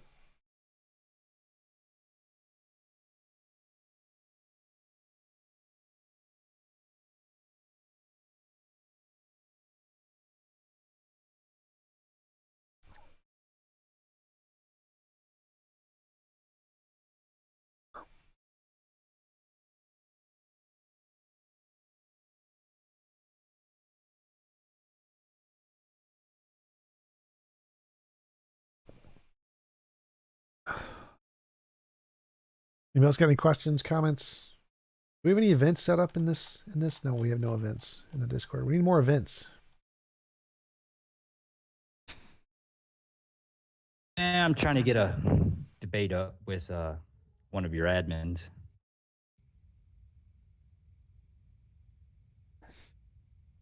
Quantum won't do it though. Any thoughts on the foundations of mathematics? Well, I think math is the description of reality, so it's made up like a language like English. Mango T has received a timeout and can't join. Well, did you sub to the Patreon?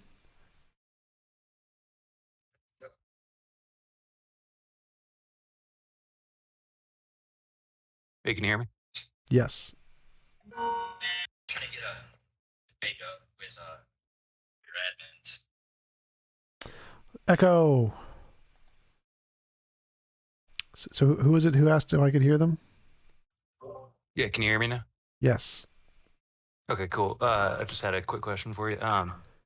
So what do you say to somebody who comes back with, the whole I think therefore I am thing?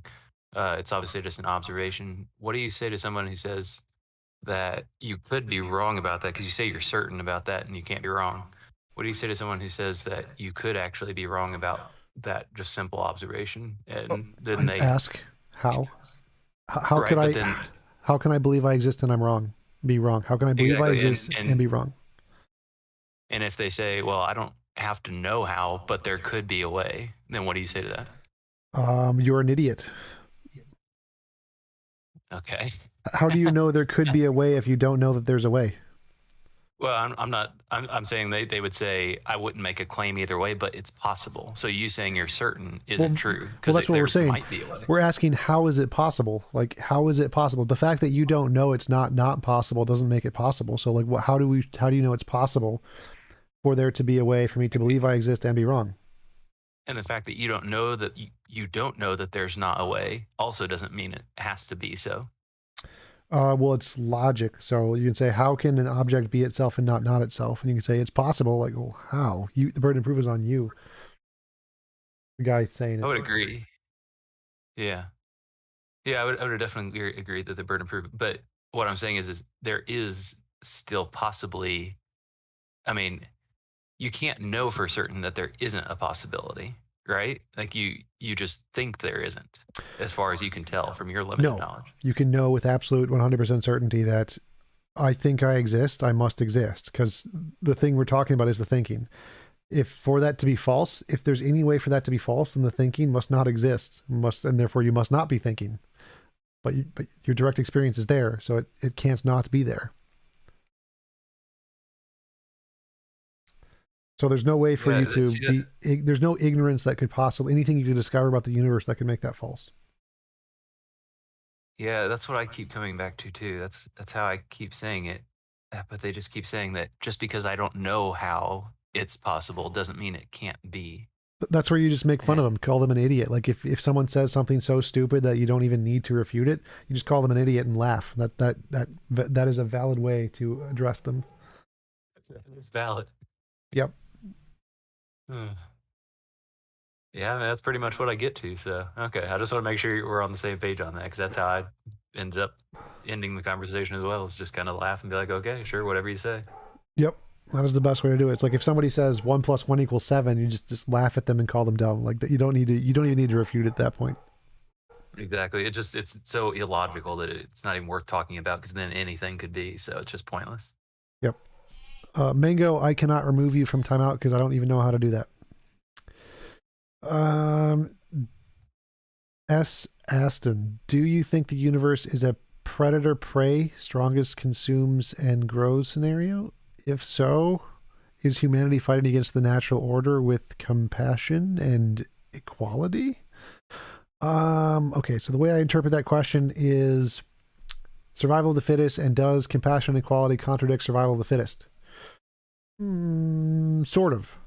So if we wanted to, let's say if our ultimate goal is to fight against the universe and to make humans thrive the most effective way possible, then our best way to do that would be like to use eugenics to genetically design humans to be the best, longest living things possible. And since we're not doing that and we're trying to just give people the happiest lives they can, we are technically not building the strongest humans we can. But we don't have like the expressed goal of like fighting against nature as humans. So we're just trying to live and be happy. So if our goal was to specifically make humans to survive the longest in the fastest possible way, eugenics would probably be the best way to do it. But that's not the goal. Our goal is to just live happy lives and be moral. If you could have a pet-sized animal or any non-pet sized animal on Earth, what would you choose? Small dog size-ish? Probably something that's extremely expensive. What is that? The fish, the super expensive arakami something fish that sells for like $10,000 per. I'd pick one of those and then reproduce it and then sell it, make money. Hey, Sam. He, Just to follow up to the last question, do you think, in terms of certainty, obviously you have 100% certainty that you exist. Do you think you can have certainty in anything else, like external to yourself? I am certain that I am imagining a unicorn right now. I am certain that I am perceiving a TV. I am certain that my direct experience is the things I'm directly experiencing. So things in your imagination, basically. Yes.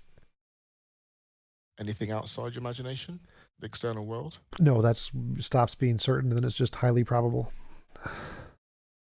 Right.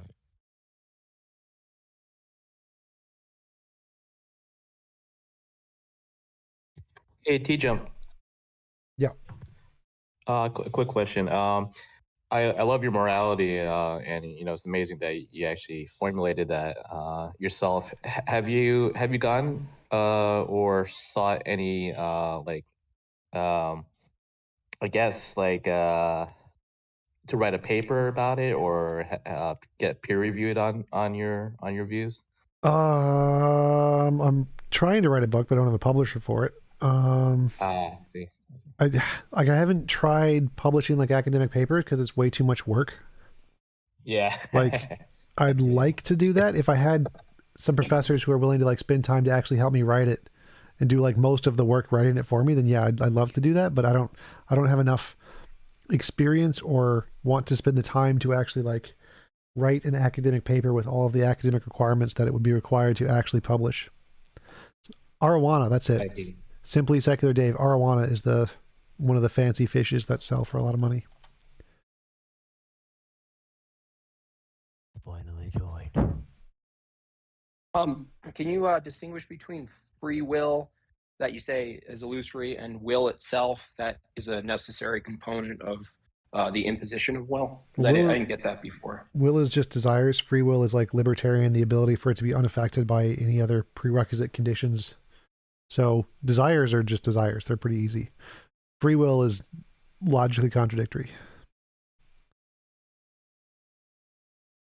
Okay, distinguishing free will from freely acting, like you're not free from all constraints, but you could make a choice of like what you want, the desire. You could make a choice on the desire. Yeah, Wouldn't yeah. be So considered free will to you. yeah, that'd Just be will. like compatibilism. Yeah. Okay. Hey, TJump, do you have anger? I can't hear you. What? Do you have anger? Anger. When I lose at chess, I have anger. Cool. Do you have hatred towards others? When I lose at chess. No, do you have hatred towards others? When I lose at chess, yes, I hate the person who beat me very much. And so, just to confirm, you have anger. Is that right? When I lose at chess, yes. I'm not talking about chess. I'm just talking about overall. Overall, no. Do you have any resentment towards anyone? No. Do you love black people? Yes. Do you love white people? Yes. Do you love all people? No. So you don't love all people? No. Cool. So you have anger? No. Sounds like you have resentment. And you don't love all people. Anger isn't the opposite of love. Yeah. So like you can like be apathetic towards somebody and not be angry towards them. So I don't love you, but I don't hate you either.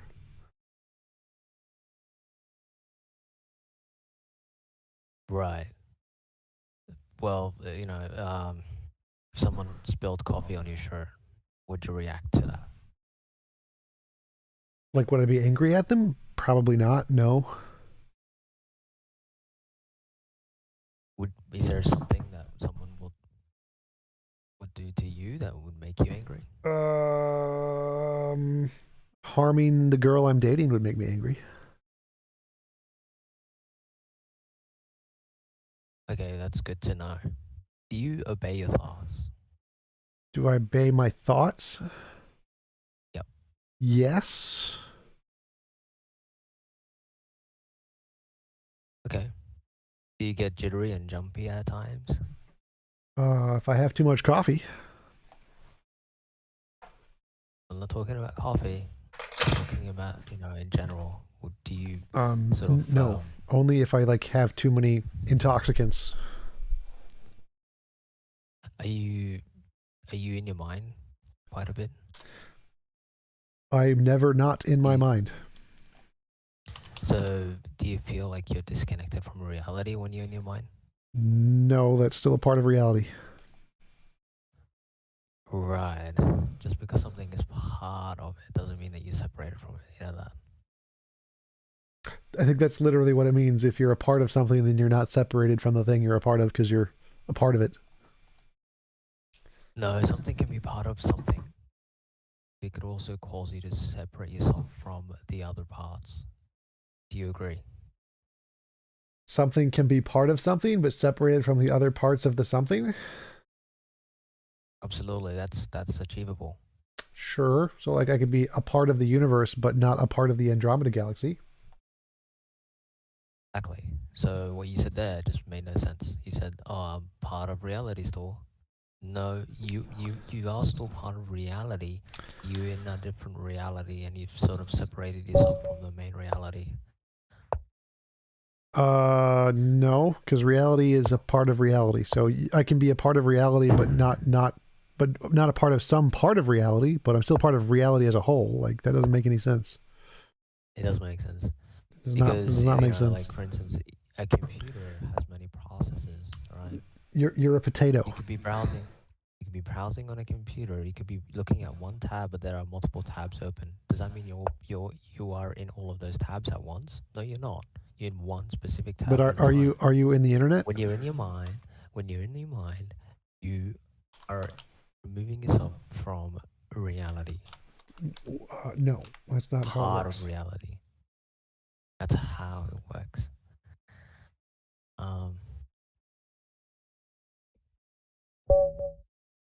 You treat women as a god. I don't believe there is a God, so I treat no one as God. Is there something that you can't live without? What? Is there something that you go? Is there something that you pay close attention to in your daily life? God bless you.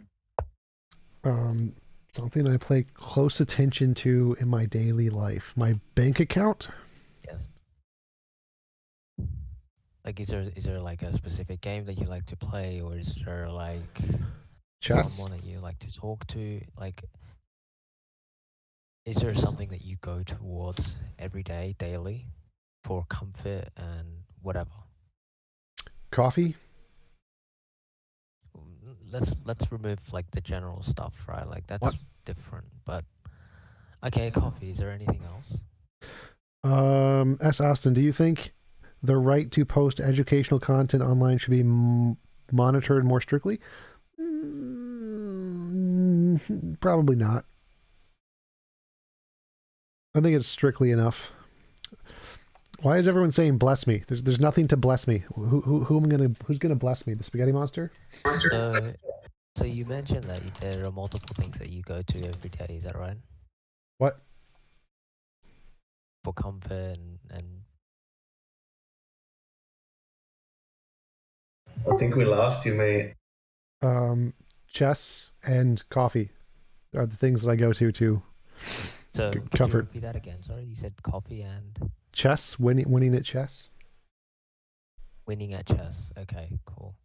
If I removed chess from your life, how would you react to that? I would probably play other video games. That'd probably be a benefit. I'm addicted to chess, so that would be a benefit to my life, most likely. Okay, it looks like you sort of worship video games. Is that right? Is that a fair assessment? Sure. Cool. So video games is your god. It's one of your many gods. It's a god. I don't think it's a god. Video games cannot create things out of nothing. I wish they could. That would be great. God. There's a difference between something being your god and something being a god.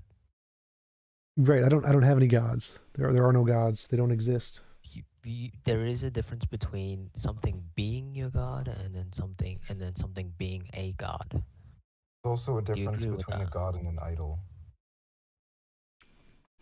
So what Sometimes you're really trying to they're say is that used video games are your interchangeably. idol. Well, how Sometimes can they're used interchangeably. I don't think video games could be a god or an idol. Exactly. So if I removed video games from your life, how would you react to that? I would find a different hobby. Okay. So it looks like it sounds like you just go around in circles and for distractions, basically. Yes, so I do some fun things, and if I can't do one fun thing, I do a different fun thing. That's normally what you do. If you can't do one fun thing, you do a different thing for fun. Right. So you proactively go out there and search for the next fun thing. Yes, I go out and search for fun things to do. Yes. Cool. And how many hours do you spend doing these fun things? As many as I can. So it sounds like you devote quite a significant amount of hours to these so-called fun things. Is that correct? Yes, I try to dedicate many hours to fun. Yes. Cool. Right. Yeah, you've answered all my questions. Yeah, you've just proven to me that, there's a bit of resentment that you still have. I'm not sure you're resenting. Quite a few items there that you sort of go towards as your card. Interesting observation. It sounds like you have a female mind. I have wine? From that follow. It did follow. You mentioned that AOE 4. What is? angry. No, I do not play Age of Empires 4. I do not play that. The only strategy game I like is StarCraft mostly. Oh, doesn't even care about your bago. That's awesome. So Is this ASM Dawkins? I don't know who ASM Dawkins is. ASMR Dawkins. ASMR is awesome though.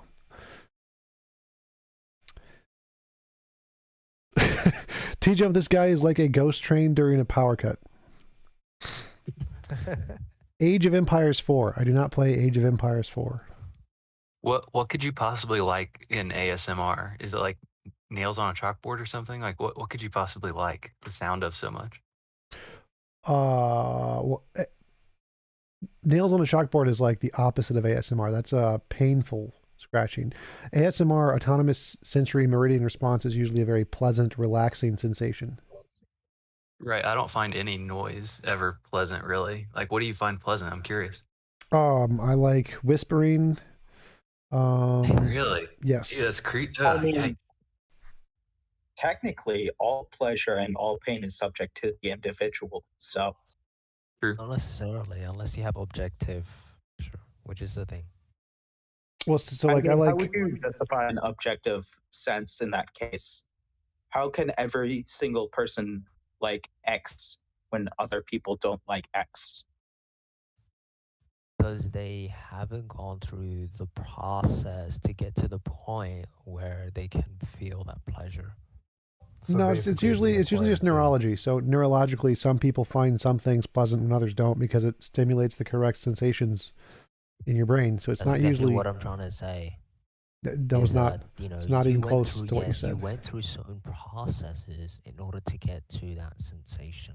Yes. And so if they followed your exact pattern, then they would also experience the same sensations. No, because the pattern was biology, and so you couldn't actually follow the pattern. It was just physics that followed the pattern. So you're confusing actions and choices with biological determinism. Do you agree that action precedes any form of biological response? Not choice actions, no. Have I heard of Max Yes, you do. Stimmer? Who is? No, I have not heard of Max Stimmer. He says that people are religious in many ways. Max There is some.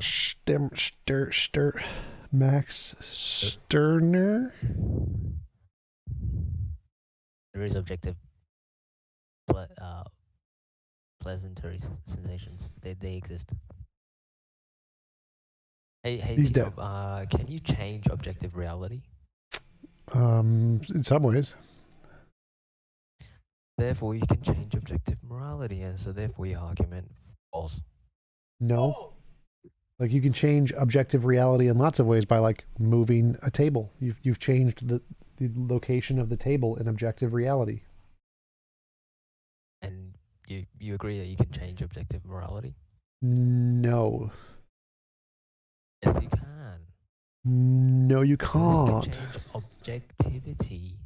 You can change objective morality, and so therefore your argument No, that is what's called a composition division fallacy.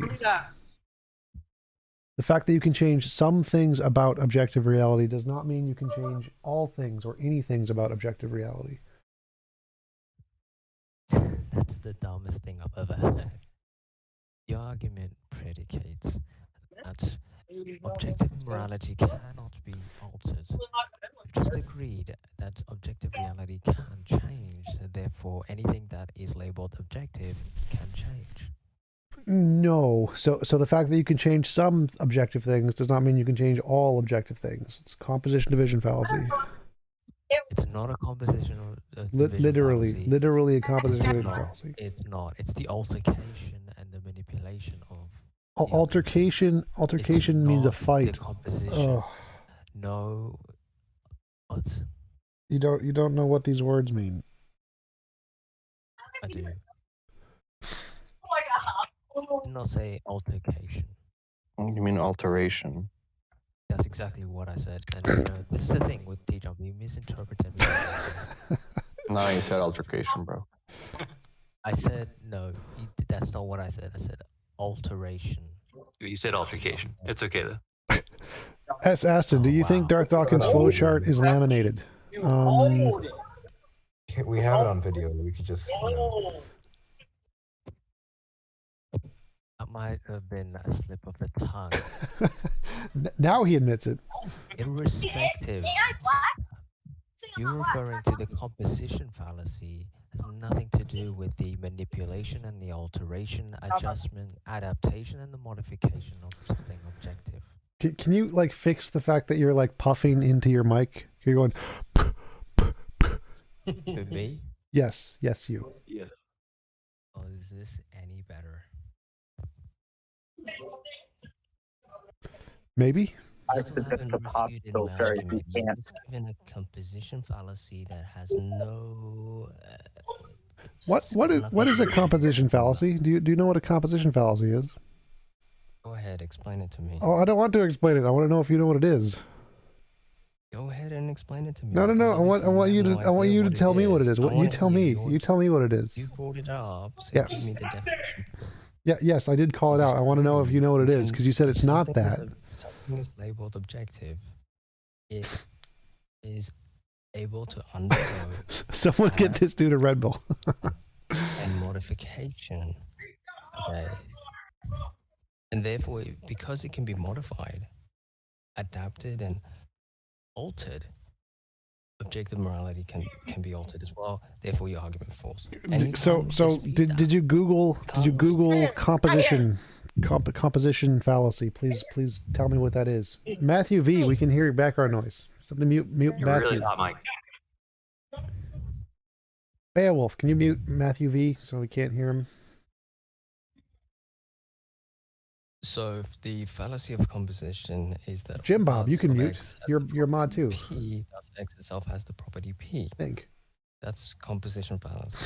What? It's an informal fallacy, which means that we shouldn't heavily rely on it.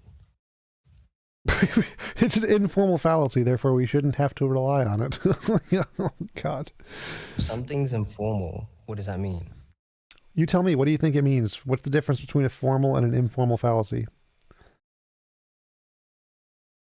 I'm asking you. Well, I'm asking you.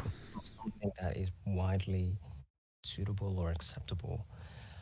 No. And so therefore, yes. There's not formal and informal fallacy. I mean very specific things in philosophy. Anyways, you're digressing. It's an informal fallacy, which means that you don't have to look any further into the fallacy because it has no use into what we're actually discussing here now. When you examine anything labeled objective can be altered and modified, you have to agree, according to philosophy and logic, that objective morality can be altered. No. Therefore, your argument fails. No.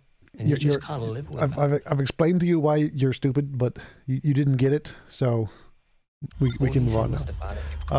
Which does not apply to Georgie, Georgie, thank you for the super chat. If all human minds become a hive mind at the same time, all of a sudden, which would prevail, irrationality or rational thinking? Irrationality would definitely win. We have Mango here as a demonstration of that.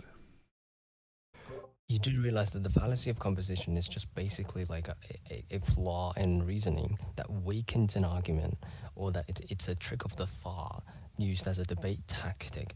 Again, I am not a debate tactic or trying to attempt to weaken your argument. In fact, I've disproved it, I've refuted it, and you failed.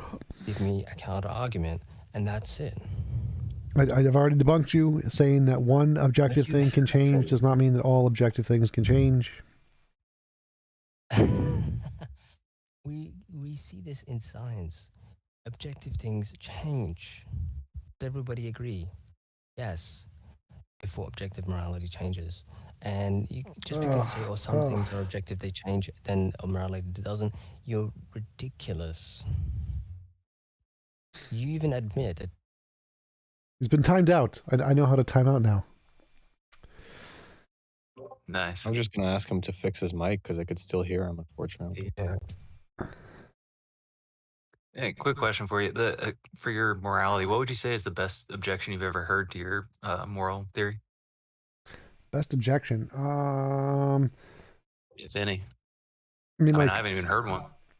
Well, like the first thing is that there isn't any strong evidence for objective morality right now. All we have is evolution. That's the best evidence we have is evolution is a product of evolution, or morality is a product of evolution. So mine is a hypothetical hypothesis that says that we could have evidence of this in the future. But I don't think anyone's ever actually addressed the model of the best of all possible worlds and tried to assess if there's a better version of morality, because no one's ever argued that, oh, there's a better version of morality out there. Like, no, that's not a thing people have argued. So they haven't really addressed the model itself. They're just arguing, well, you don't have any strong evidence for it. Like, all right. But even if, like, so I think the thing I'd like to debate on morality is, if we had evidence there was objective morality, we know objective morality is there, what would be the best candidate model for it? And I think mine would be the best candidate model for it. And no one's ever tried to like argue against that, except for like the troll synth last week with the utilitarianism. Yeah. And I agree. I mean, I literally, for the life of me, I can't think of anything that would work better than that. It seems to fit every single situation as perfectly as you possibly could. So yeah, I'm really curious if anybody could ever come up with anything better. I can't see it. Yeah, me too. That's definitely a topic I want to debate more. Georgie, thank you for the super chat. Can we all agree to boo that person from the stage? Yes, we can boo Mango from the stage. Tinkle Tink says, I'm banned from the TJump server. The mods can be very stuck up. I don't disagree with that statement, but the best way to do it is to sub to my Patreon at the $5 level and become a mod.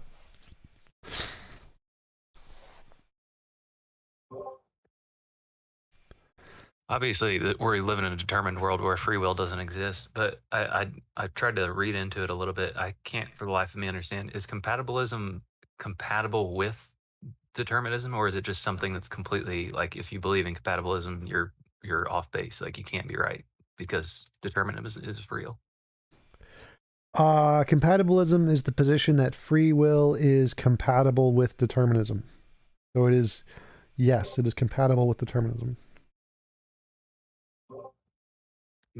Okay, so you would say compatibilists are correct, or how would you say that? So what they're saying is that free will is a product of the brain being able to function without external sources, and so even though you're actually determined in physics, you still have free will. It's just not what theists call free will. So they're changing the definition of free will to be a determined process in the brain, essentially. And would you agree or disagree with that? I mean, I'm a determinist, so I mean, I'd agree. Like, yeah, sure, you can that's just changing the definition of free will. So if you sure, I don't have a problem with that. Okay. I just wanted to check. See, and that's what I thought. I thought it could go along with it. I didn't think they were directly opposed in any way. I just wanted to make sure that was correct. Yeah, compatibilism is just a kind of determinism. Yeah. Okay. Thank you.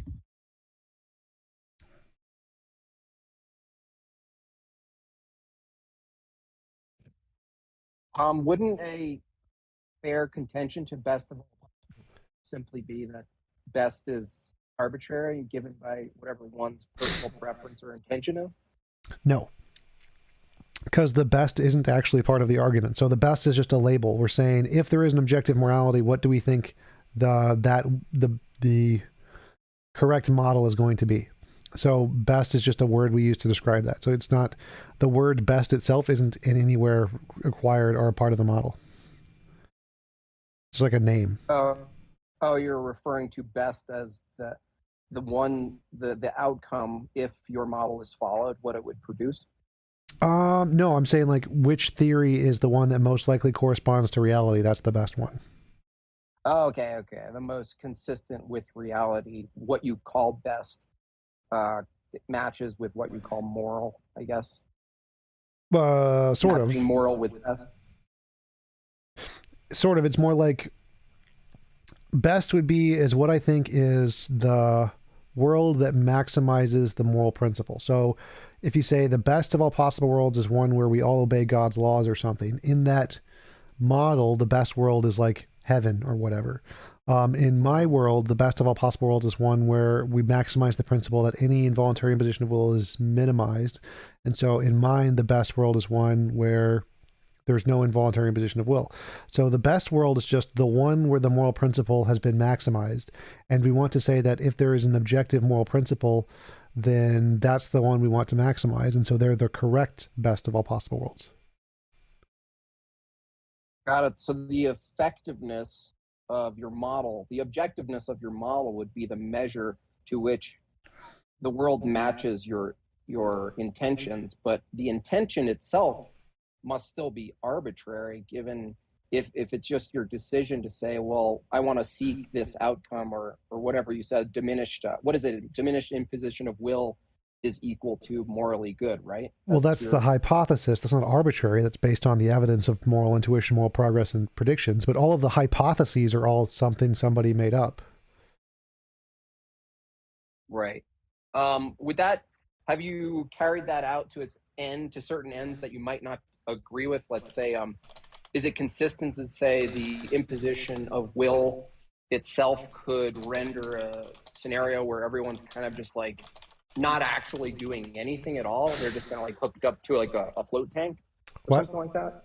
What? Can you ask that differently? Saying that if the imposition of will could be totally removed itself, would that be consistent with your model? No, not unless everyone decided they wanted that. So like it has to go from where we are now to this place. So if anyone's will right now is imposed upon, that would be immoral. So if you like forced everybody in the Matrix, that would be immoral because they didn't want that. Right. But you could still obtain that outcome with something immoral, because in your worldview, killing someone's still immoral, but it's justified. So you're saying it still could be justified, though, if, let's say, there was a way to implement that overnight, let's say, and it was actually against some people's will, it was in line with other people's will, but in your view, it could be justified even if it's immoral, and it rendered that situation possible. So it's like you could kill someone, and from your view, it's still immoral. It's just justified. It's like doesn't make it not moral. But I guess What?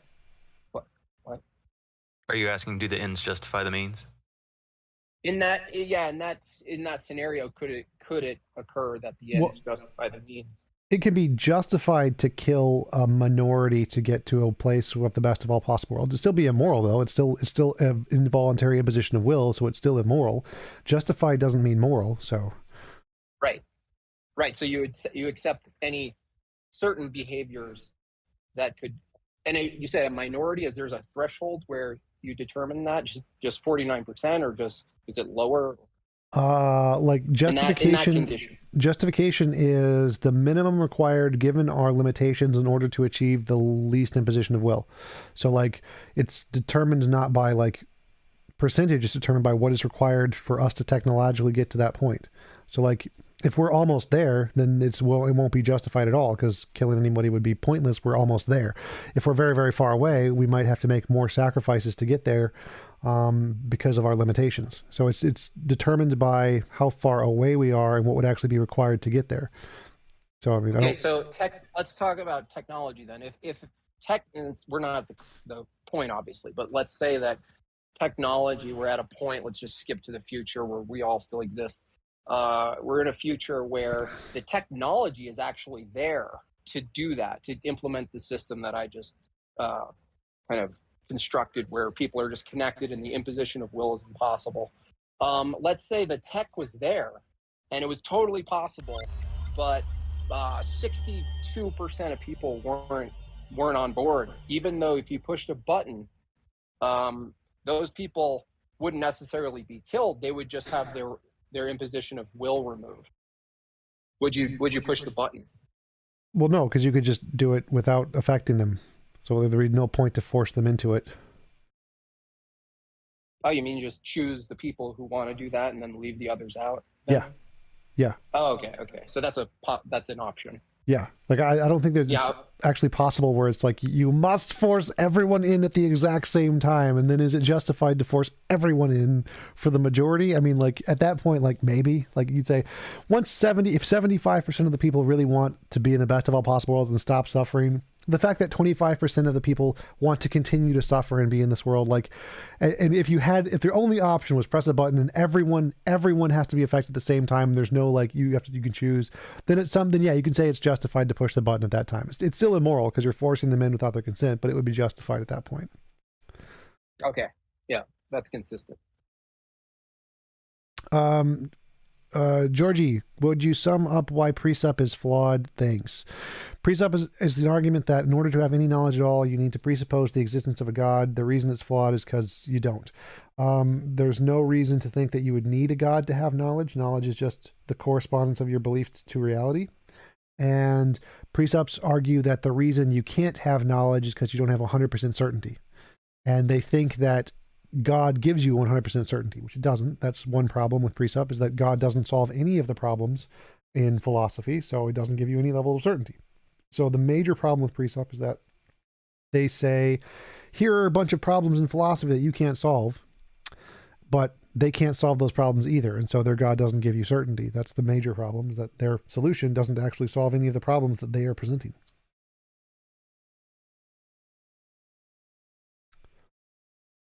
Can you hear me? Oh. What? What would you say is the greatest argument I mean, obviously none of them work that well, but out of all the arguments you've ever heard for theism, just any generic God, what would you say the best one is? So the best evidence for God I've ever heard is in Hinduism. It is the prediction of the age of the earth in the Bhagavad Gita, which says the earth is 4.3 billion years old. So it was close. 4.5 is the actual age. So the fact that it accurately predicted the age of the earth to that level of accuracy is very good. That's the best evidence for God I've ever seen. You need a lot more than that, but I just watched that debate that you had with the guy who talked about multiplying it by 2. Did you ever come to anything from that, or do you think he's just wrong? Well, I can't read any of the Vedic texts in their actual language to know if that's right or not. Like that, you got to ask the guys who can actually read the actual text and know what it says, because I have no idea. Exactly. I wasn't sure if you'd come across any actual text, like in the peer-reviewed literature, that said anything further about that, or if it just still seems like it's just him kind of post hoc making that up. Well, he actually published it in an academic journal, so I haven't tried to find any of like the responses or anything or tried to read them, but you might be able to check that, because that was, I think, a few years ago. But that would be the place to check for sure. I don't think he's made any like waves in the academic community though. Yeah, I haven't seen anything on it, so okay, just curious.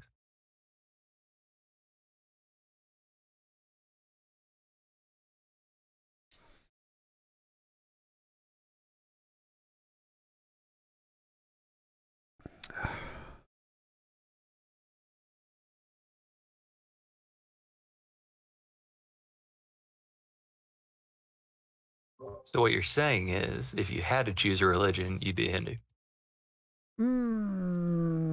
I'd probably be a Jain. Yeah, me too. I think Jains have the best moral system.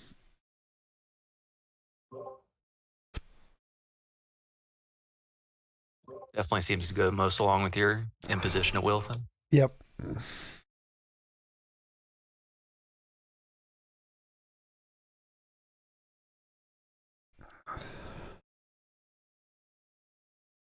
Jainism is too extreme.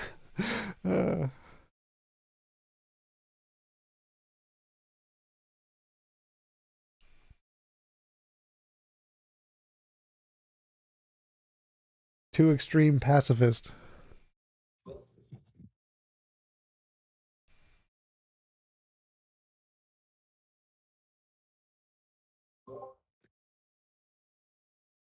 Got any particular thoughts on Buddhism?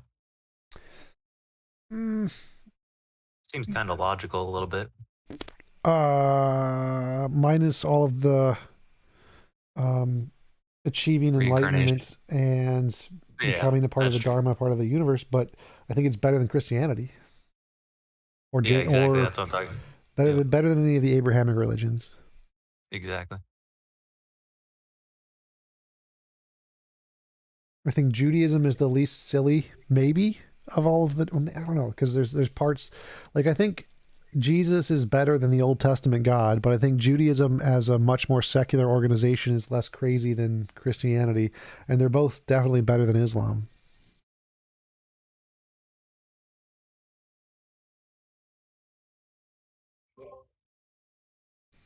Do you think that in Islam, the people who keep saying that it's like a very pacifistic religion and that people are just misinterpreting those verses, they're just doing so post hoc, that it's just them kind of trying to justify themselves? No, they are full of shit. Okay, that's how I took it. I mean, it just seems so obvious on its face when you read the actual text. Yep, I remember there was this one thing by Sam Harris where he did this comparison of the red-haired woman. Like, if there was in the text, it said, if there is a red-haired woman on your doorstep on Sunday, you're allowed to kill her or whatever. Then we would find a lot of dead redheads. And there, the best part of his argument was when he said, even if we found this, even if we found like a lot of dead redheads on Sundays, people would be like, Islam apologists would say, oh, well, that's not really what Islam condones. Or they say like, oh, it's not really, we'll say they only allow beheading, not shooting. And so if someone's shot, they'd say, well, that's not really allowed by Islam. So clearly this isn't this redhead that was shot was not something that was allowed by Islam. So there's all these kinds of like silly apologetics where they nitpick about it and say, oh, see, it's not real Islam. Yep, that's exactly how I see what they're doing.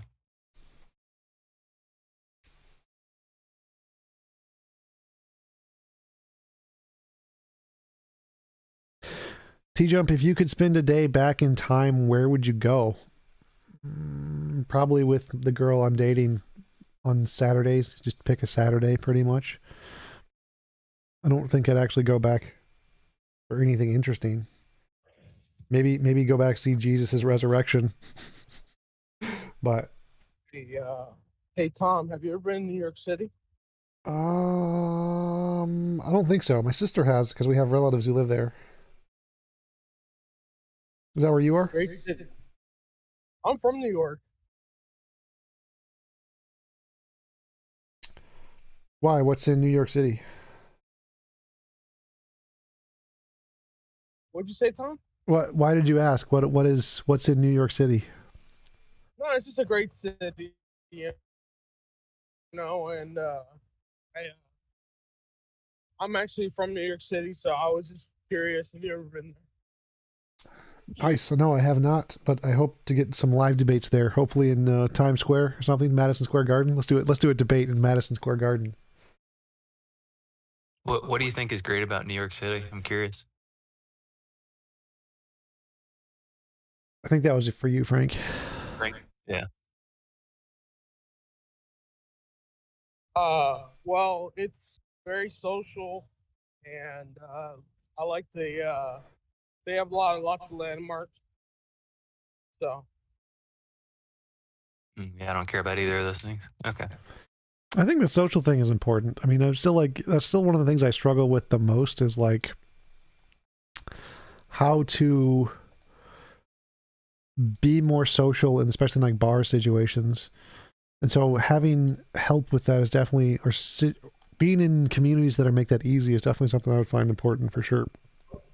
Why do you want to be social? Like, do you think it makes you? Is it just something that makes you happy? Meet more women, lots of attractive women. Yeah, you can do that without being social. Though. There's a lot of socially awkward women. No. You don't think so? I guess I'm beg to differ. Like my type is the models, the like perfect 10 super party girl types usually. So it's very, very hard for me to meet my type anywhere. Yeah. And that's the social anxiety thing is still something I struggle with a lot, which I don't like. So I definitely would like to be in more of social situations that make that easier. Yeah. Ditto. I think there's anybody that actually is just naturally like social, like their brain is wired that way, or do you think it's something that everybody has to overcome and just some people are better at overcoming it? No, there's tons. Like extroverts are a real thing for sure. You think? Yep. Hmm. Like you can see it Yeah. in all ages that just like, I think they've actually measured it with fMRIs where you can see the level of cortisol that comes into their brain is like nothing when they go up and talk to somebody. Whereas for an introvert, it's a ton. They're just super stressed out by it. And it's even accentuated in people with Asperger's, like what I have. They are scared to death of those kinds of things where they get tons and tons and tons of cortisol. Makes sense. How often do I get called by telephone scammers? Not often. Very rarely. Regarding those cortisol levels, is it possible that that's a learned skill that maybe you learn in really early childhood or something like that? Well, it's definitely a learned skill. So practicing it helps a lot, but it's not just a learned skill. It's also biological. So like people with autism and Asperger's have, and introverts have a much more visceral stress related reaction than other people. Not everyone does have that stress related reaction.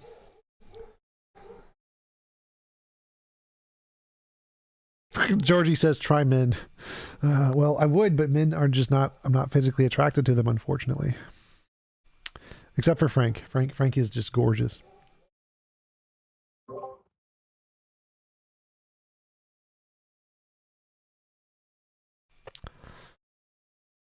Coming to meet you, What? Tom.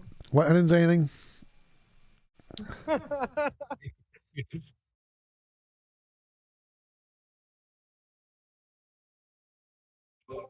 If you could choose any single person to debate, who would you choose to debate?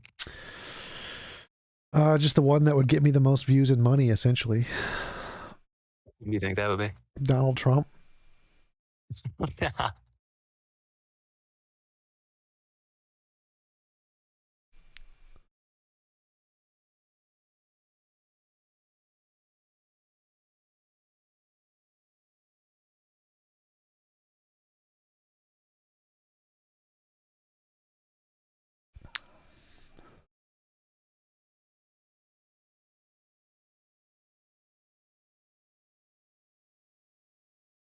Tom, are you and Biscuit gonna have a round 3?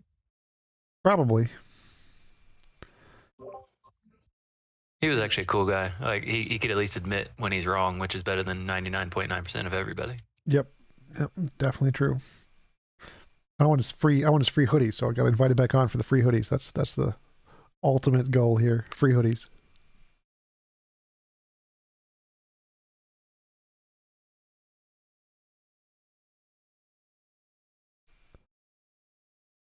Is Mango the colors equal God guy? No, I thought the same thing, aka Drago. But no, Mango is an almost equally crazy person, but not the same person, because they were actually in, like, one was in the YouTube chat and one was in the Discord, and they were at the same time. So they are definitely different people.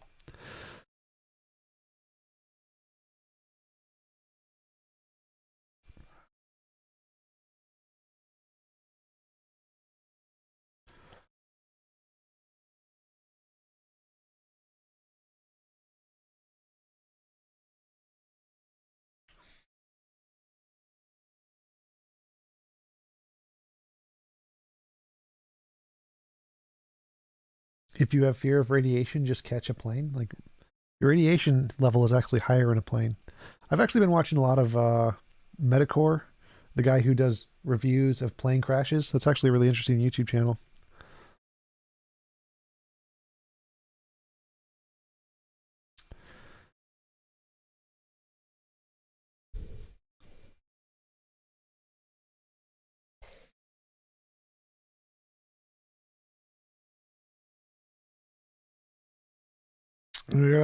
Anybody else got anything interesting? Funny? Debates? Conversations? Any theists in the audience? What does the rainbow mean religiously? It means God will probably not drown babies again.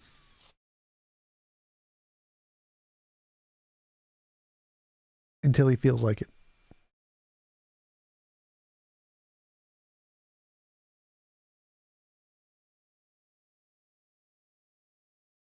Hey Eddie, what's up, man? What up? What up? Eddie, Brutefacts Podcast. Hey, TJump, did you know that your TikTok is like skewed and sideways? Yes, that's because I have it on my phone and I just pointed my phone at my TV screen. Ah.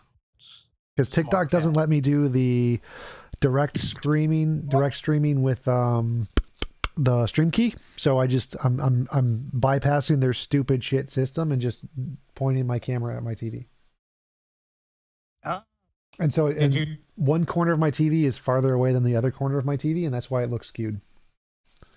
Did you do the request access for the? Wait, how do you do that? I'll send you it's a short YouTube video how to get the stream key. Every way to get a from TikTok. Is that the one where you have to like send a request to the support chat and say, "Oh, I don't have this," and then they give it to you? Like I tried that method, it didn't work.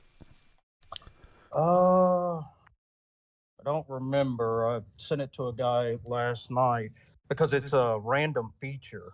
Yep. They just give to whoever the hell they want. There's no method at all. Yep. Do you have one? No, I don't. Garbage. Georgie, who is Frankie? Frankie is one of the mods on the Discord and the YouTube.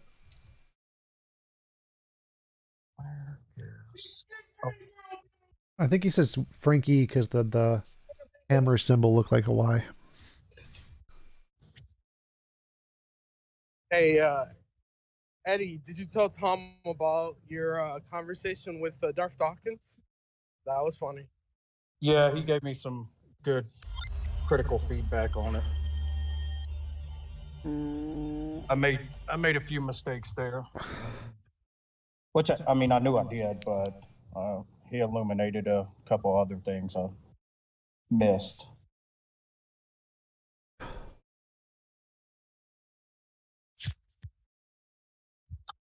If aliens showed up, would I be happy or buy guns? It's an interesting question. Like, because typically, if we look at human society, when one group goes to a different location, it's usually just to take resources, and so we'd probably be afraid of that. But if my model of morality is correct, then it's more likely that they're more moral than we are, and so it'd probably be a good thing.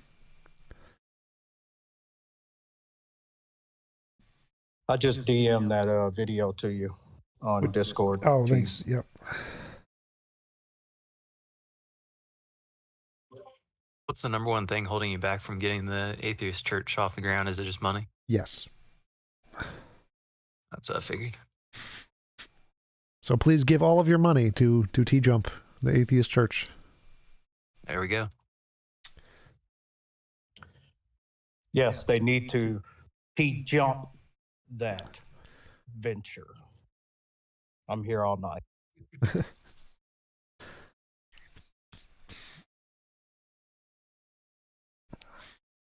Because yeah, if I had enough donors, I could start up I could self-identify as a 501c3 and then give you the tax exemption form if you give donations, and then buy the church locations.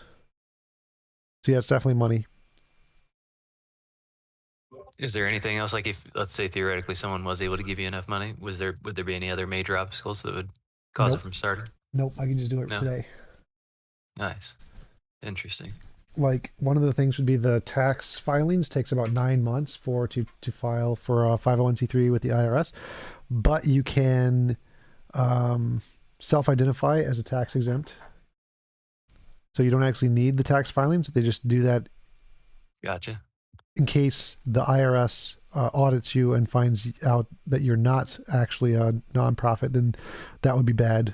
You have to pay a lot of taxes, but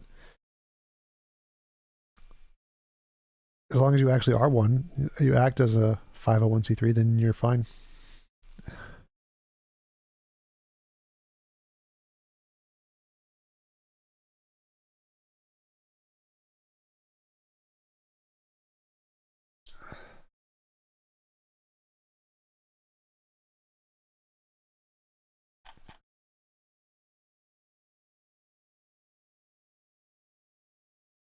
Hey, TJump. I have a question about God.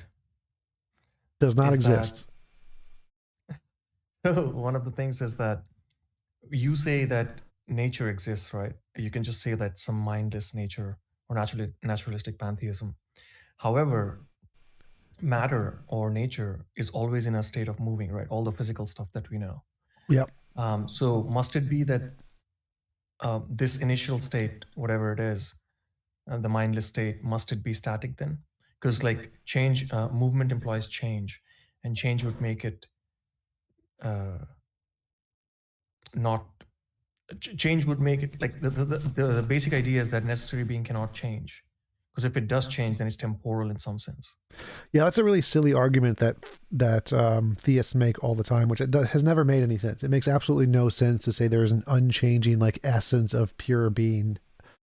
It's completely incoherent. So yeah, there's no problem with saying there's like a changing necessary thing, or like a necessary field and a necessary changing thing in that field, or two necessary things that interact and change all the time. It doesn't make any sense to say that it's unchanging. Do you think they're just trying to feed it into the definition of God so that they can dismiss materialism? Yes. Like nothing in the Bible says God is unchanging. That's it's such a silly argument. It makes no sense. But wait, what if it's someone who's not attached to the Bible or the Quran or something? Well, usually it's just an argument that has come from hearing other theists from the Bible or the Quran make that argument, like, oh, so we can just make that argument too, kind of a thing. I don't know of any actual genuine argument that says that must be the case.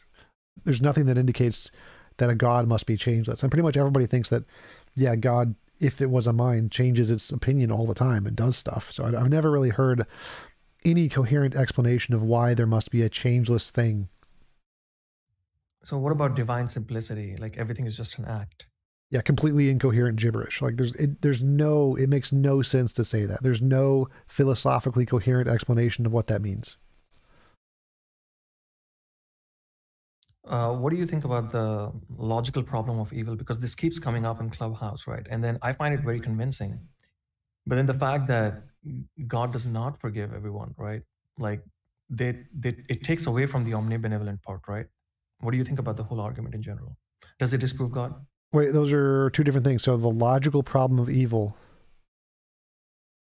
and God doesn't forgive everyone?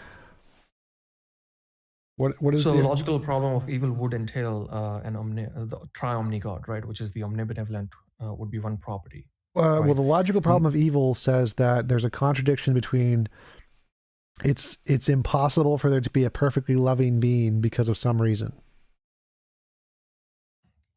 Yeah, like if the tri-omni God exists, then evil does not exist. The fact that evil exists disproves this God. Yeah. So in which I see what you're saying. Okay. So that's just one example. There's lots of different, like, logical problem of evil is just any reason why it's impossible for there to be a God because there is evil. So it doesn't necessarily need to be the tri-omni God. It's just any morally perfect being. Okay. So in that sense, then, what if the theodicy is that free will? I think the free will doesn't work because God has free will, right? And he can exist without evil. similarly, like heaven has people can live with free will in heaven, so it's logically possible, right? Well, so the first thing is that in philosophy, very few philosophers accept the logical problem of evil, because the logical problem of evil shows that, or claims that, it's logically impossible, like P and not P kind of a thing, for there to be a all good being and for some evil to exist. Whereas Alvin Plantinga and the sufficient reason apologists say, well, maybe there's some reason that God would allow this that we just don't know yet, in which case it's not logically impossible. It's just evidentially bad. So it's very unlikely. And so most philosophers take the evidential problem of evil and say it's highly improbable for a all-loving being to allow evil or whatever. I personally like the logical problem because I think you can show that it's impossible, because you could say, even if there is some sufficient reason for God to allow certain evils, that can be overturned because there could be a way to allow the benefits, whatever those may be, without the evils, by just making them optional. Make them optional for people, problem solved. And so it is logically impossible for there to be an all-loving God to create involuntary evils. Correct, right. And that's the intuition here, is that if, let's say they give the example of a vaccine, right? Sometimes you have to give a vaccine to actually for a better good, but then God can actually surely achieve that better good without having them to go through the vaccine or the suffering, right? Yep. So what reason could there be? Yeah. What are you getting at? Per Pokerman, there's a link to the Discord in the bottom right-hand corner. Anybody should be able to use that to join.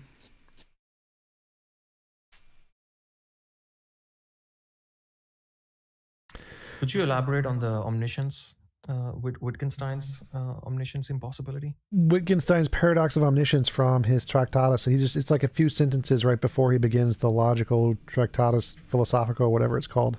And it's something like, it's exactly the same problem as Gödel's incompleteness theorem and those kinds of problems that show that in a set of known things, in order to know that that set is the complete set, you'd have to know a fact outside of that set of known things. And so no matter how large your set of known facts is, to know that all of those things are all of the things, you need to have a known thing outside of that set. So to have perfect omniscience, you would have to have all of your knowledge plus some extra knowledge that's more than what you currently have.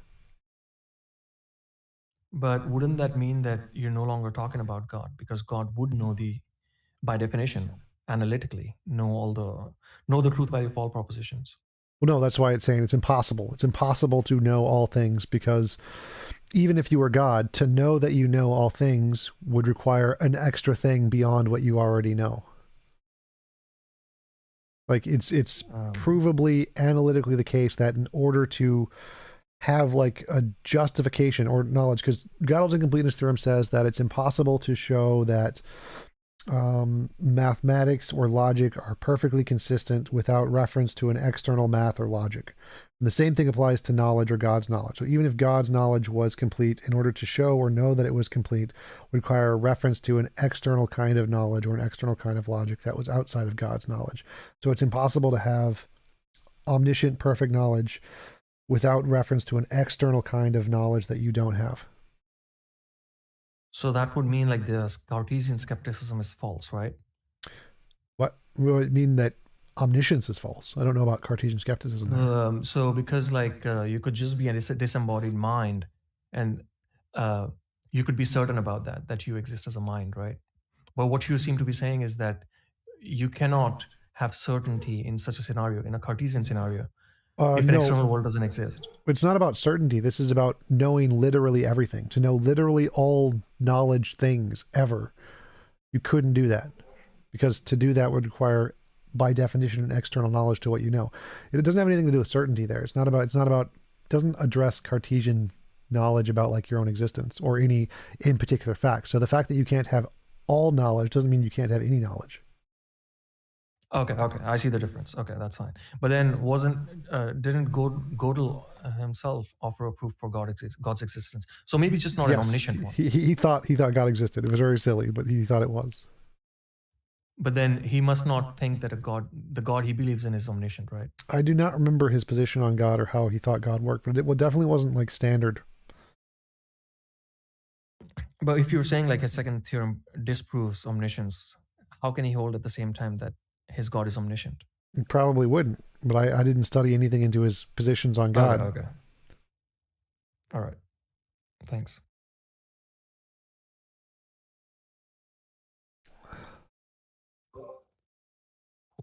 What, in your opinion, is the absolute fastest way to defeat a Christian? I would say it seems in a like debate. Yeah, yeah. My thoughts is the quickest one is the free will thing. If you just make the argument that free will is obviously impossible, then unless they're Calvinist, it just ends it right there. I want to go with something that is intuitive for most people. Most people feel like we have free will, so I probably wouldn't go with the free will debate. I like the God drowned babies argument. I think that's the best one. What version of it? Just the fact that he's evil? Yeah. So like God is supposedly perfectly good. Drowning babies is evil. God drowned babies, God is evil. Jesus drowned babies. Jesus drowned babies is the best version. But then isn't it like that presumes that drowning babies is bad? Yeah, because it's the reason this is good for defeating Christians is that you want an argument that people can mostly intuitively understand. And so if most people intuitively understand drowning babies is evil, and you say Jesus drowned babies, then they're going to intuitively agree and you're not going to need much explanation. What makes an argument best for defeating someone quickly is if it's so obvious and so intuitive to everybody that you don't need to explain it. And so that's if you want to win an appeal to emotion fallacy. No, it's like if you want to win a debate quickly, that would be how to do it. I feel like people are so religious, like since there's so many religious people, that it's actually most religions would actually say that that's not intuitively wrong, and so there's actually a good portion of people out there that don't believe drowning babies is wrong, which sounds weird, but I really think that's true. Well, that's because this debate leads to the question of the atheist is saying drowning babies is wrong, and the Christian is saying drowning babies is perfectly moral, and that causes a lot of cognitive dissonance when people are saying it's okay to drown babies. And if they keep having to defend this, it's going to keep causing this very stressful emotional strain on people. That the Christian is saying it's okay to drown babies here. This doesn't work. Something's wrong here, and so that cognitive dissonance is the best way to win debates, essentially. I can see I that. think this is a very important point because I think theists thrive on this kind of thing, right? Like atheists are very immoral people, even though like most atheists would be like moral realists, let's say, right? But then what the theist is doing is appealing to emotions, right? They wanna convert people. So I think like a similar strategy could be used by the theist, like you mentioned. But then of course this has got nothing to do with like completely analytically sound arguments, right? This is just like debate tactic. Sort of. I mean, like the argument is perfectly fine. It's a perfectly rational argument. But if the goal is to win quickly, then you need to combine both a rational argument with something that's intuitive and people to understand. So since his question was like, how do you win an argument quickly? You've got to use both. But then wouldn't you have to establish a good standard of good outside of like just the intuition? No, you can just say that our intuition seems to indicate that there is such a thing. And so if you accept that there is such a thing, here would be the consequences of that. But intuition can't count for evidence, right? It can. Count as evidence. Like you have an intuition that object cannot be fully red and fully green at the same time. Like intuition isn't proof, but it can definitely count as evidence. In that sense, like intuition of God could also count as evidence for God. It could. Doesn't though, because it's so faulty. Like if we know for a fact the kind of intuition can lead to lots of falsehoods, then it's an unreliable intuition. I see. Okay, so you're saying like if you have an intuition that drowning babies is immoral, and then if every society we see that they seem to agree, then that's actually stronger evidence. Yeah, then if it was just random and some societies agreed, some societies didn't agree, because there's a pattern to it, that's better than if there was no pattern. But there's a pattern to theists believing, right? Like most people are theists. Well, just believing in a God isn't the pattern. It's like it's because of how they believe and what they believe. It's totally arbitrary. There's no pattern of like moral progress. Like moral progress, there's a pattern of like how we see societies change and agree and progress in the same direction. That doesn't happen with God belief. God belief is totally random and arbitrary and changes in whatever way we just feel like it. Yeah, couldn't you say that people, when they go through a difficult time, they all look out for a God? So that's a pattern. No, because they don't. Like the atheist and foxhole thing is demonstrably false.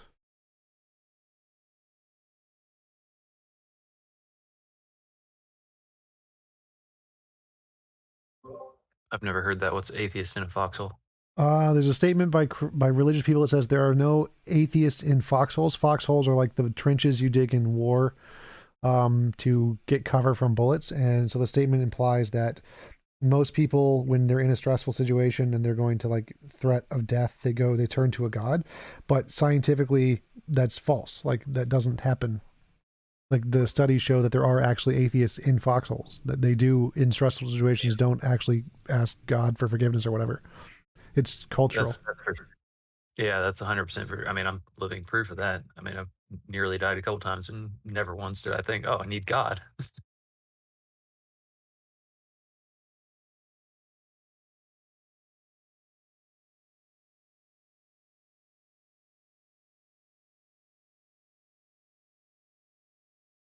Randolph, God sucks at marketing. That's why he results to threats.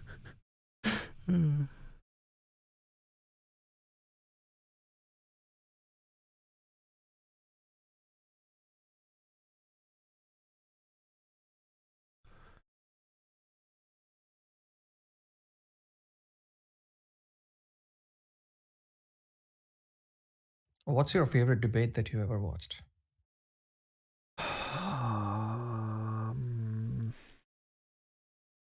I like mine. I like the one I did with Robin Collins. That one's one of my favorites. But of not me, I don't remember what it was. There was one I watched with an atheist-theist debate, but it was just like a college one that was like hand recorded on a video recorder. I don't remember who it was, but it had a lot of really interesting arguments that I thought were really interesting at the time. I don't remember, but again, don't remember who it was though. So could you elaborate a little bit on so far the most convincing argument that I've found for God would be the DNA's code one, right? Like code needs a programmer and DNA's code. So you said that code can arise out of Shannon information theory. Could you elaborate like what that theory is and how could it be convincing that code can come out? Shannon information theory, his paper 1950 something. The definition of information and codes says it's a result of a stochastic system. Stochastic means random. So just the definition of information and information theory specifically says that it can arise from random systems.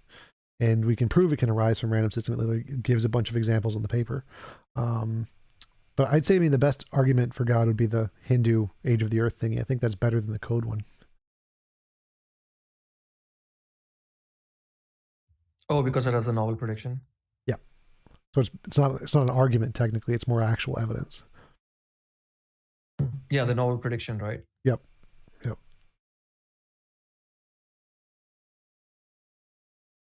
S. Austin, do you think God's message would be useful if there was an objective? I don't understand that question. Randolph, yeah, I'll see you Sunday for the panel on politics server, I think.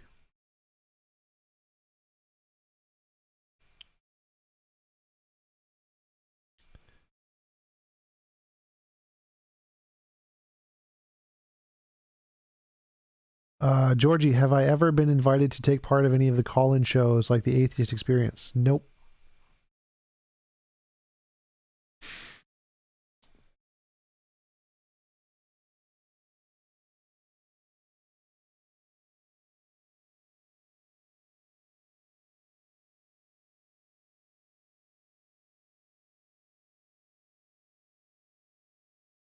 Can anyone join the call? Yes. This is link in the bottom right. Christopher Hitchens versus Dennis Prager. That was rhetoric versus rhetoric. Where on Sunday? Well, I'll stream it here on Sunday, but it'll be in the politics server, probably on Discord. If God said we need to go to Mars, I mean, I don't think adding a goal changes anything. I think that Christianity and most religions have a goal.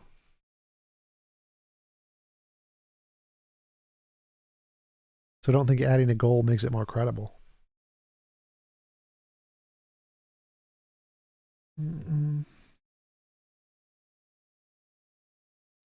TJump, what do you think about the argument, like the precept argument, that to know anything you need access to the form, to that what is ultimate?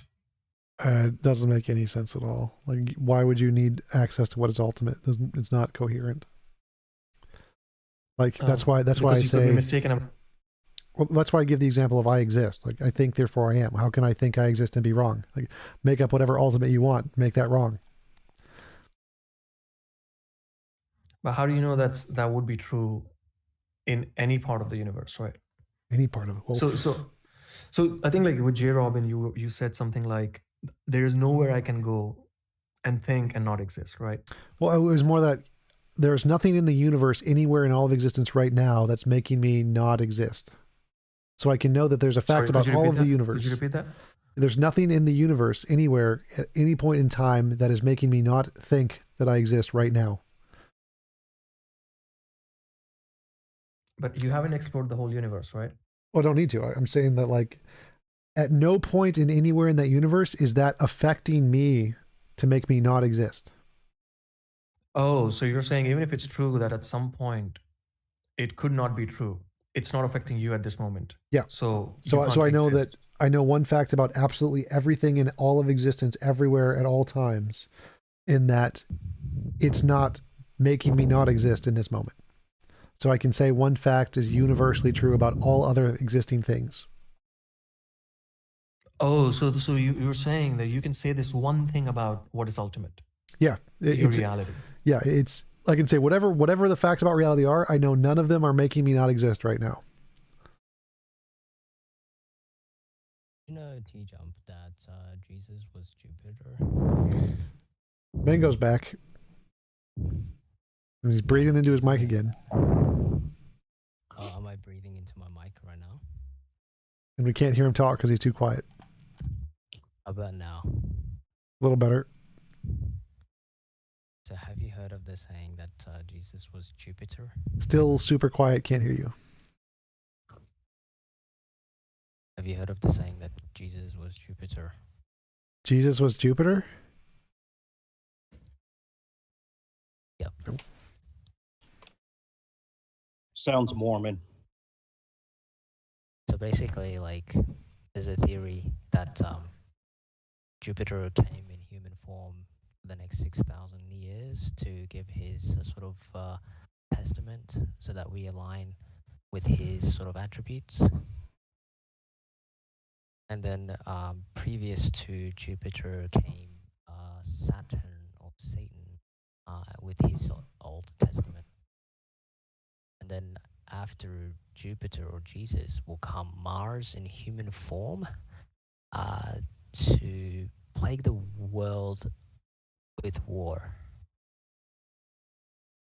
Okay. And obviously, he's known for he's the god of war. That's nice, I guess. As an atheist, Captain Crunch, as an atheist, do you believe there is anything to ghosts or demons other than mental? Like perhaps something we have yet to discover? No, I think they're probably just mental. I'm developing an argument for God that TJump can't even deny. I'm going to call it the TJump argument for God. If hot blondes exist, God exists. Hot blondes exist, therefore God exists.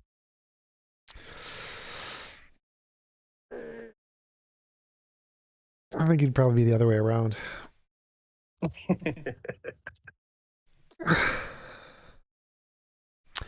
Yes, Randolph, I know Mango's volume is really low. No one can hear Mango. I don't think I did that though. I don't think I did. Did I mute Mango? I don't think so.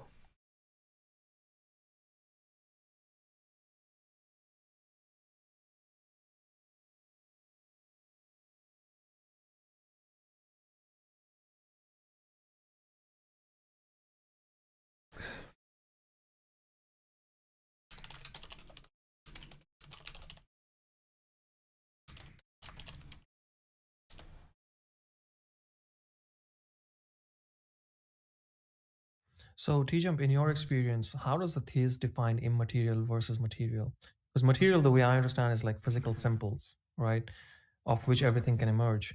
But I never understood that what is this immaterial thing that they're claiming.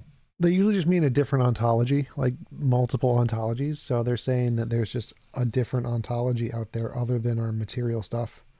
They're not actually saying what it is. They're just saying there's another one. That's the spiritual stuff.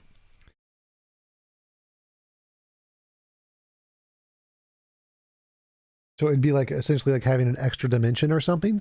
Each dimension could be considered an ontology made of a certain kind of thing. Or like silicon-based life versus carbon-based life. They're just different kinds of existing things. And so there could be different kinds of ontologies, like material ontology, a non-material, supernatural, ubernatural, pan-natural, whatever. There could just be a bunch of different kinds of particles, and they just all exist as a different ontologies. So non-physical would just be like the spiritual ontology, which would just be made of soul particles rather than electron particles. But if the theist is to say that this thing, this immaterial thing, interacts with our physical world, right, the material world, then in principle it should be possible to prove this God, right? Because a lot of theists say that no, we can't find evidence, we can't find scientific evidence for God, but that's just false. Yeah, you'd technically be able to prove it for sure. If you found a novel testable prediction of the interaction. It's exactly, and then Locard's principle, if you've ever heard of it. What is it called? It's called Locard's principle. It's a principle in forensic analysis. Is basically any contact leaves trace. So if they're claiming there was an interaction of a God, by logic, there should be evidence of the interaction. Yeah, thanks for that.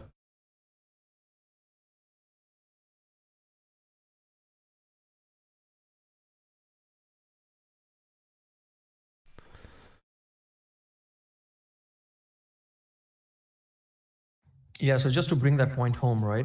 I think they misrepresent science, or at least methodological naturalism, when they say that science says that we can only deal with the material or the natural world, right? They're actively misrepresenting it, because obviously you can have a novel testable prediction if you have access to this immaterial thing and make a prediction in this world. Methodological naturalism is only committed to using the methods of science, not necessarily the ontological commitment, right? Yeah, exactly. They just misquote a bunch of people and take their quotes out of context. I mean, literally, we just have to start without accepting a God, which is not what it says. Or any supernatural, non-physical stuff. Jaunty asks, I have an argument. If logic exists, Mango wouldn't exist. Mango exists, therefore logic does not exist. It's a solid argument. Definitely.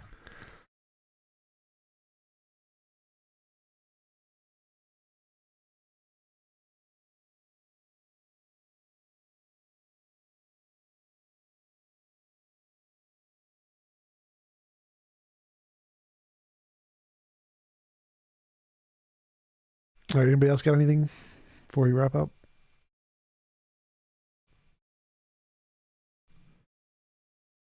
All right, guys, I'm going to head out, take a nap, get some food. Thanks for showing up. Appreciate it.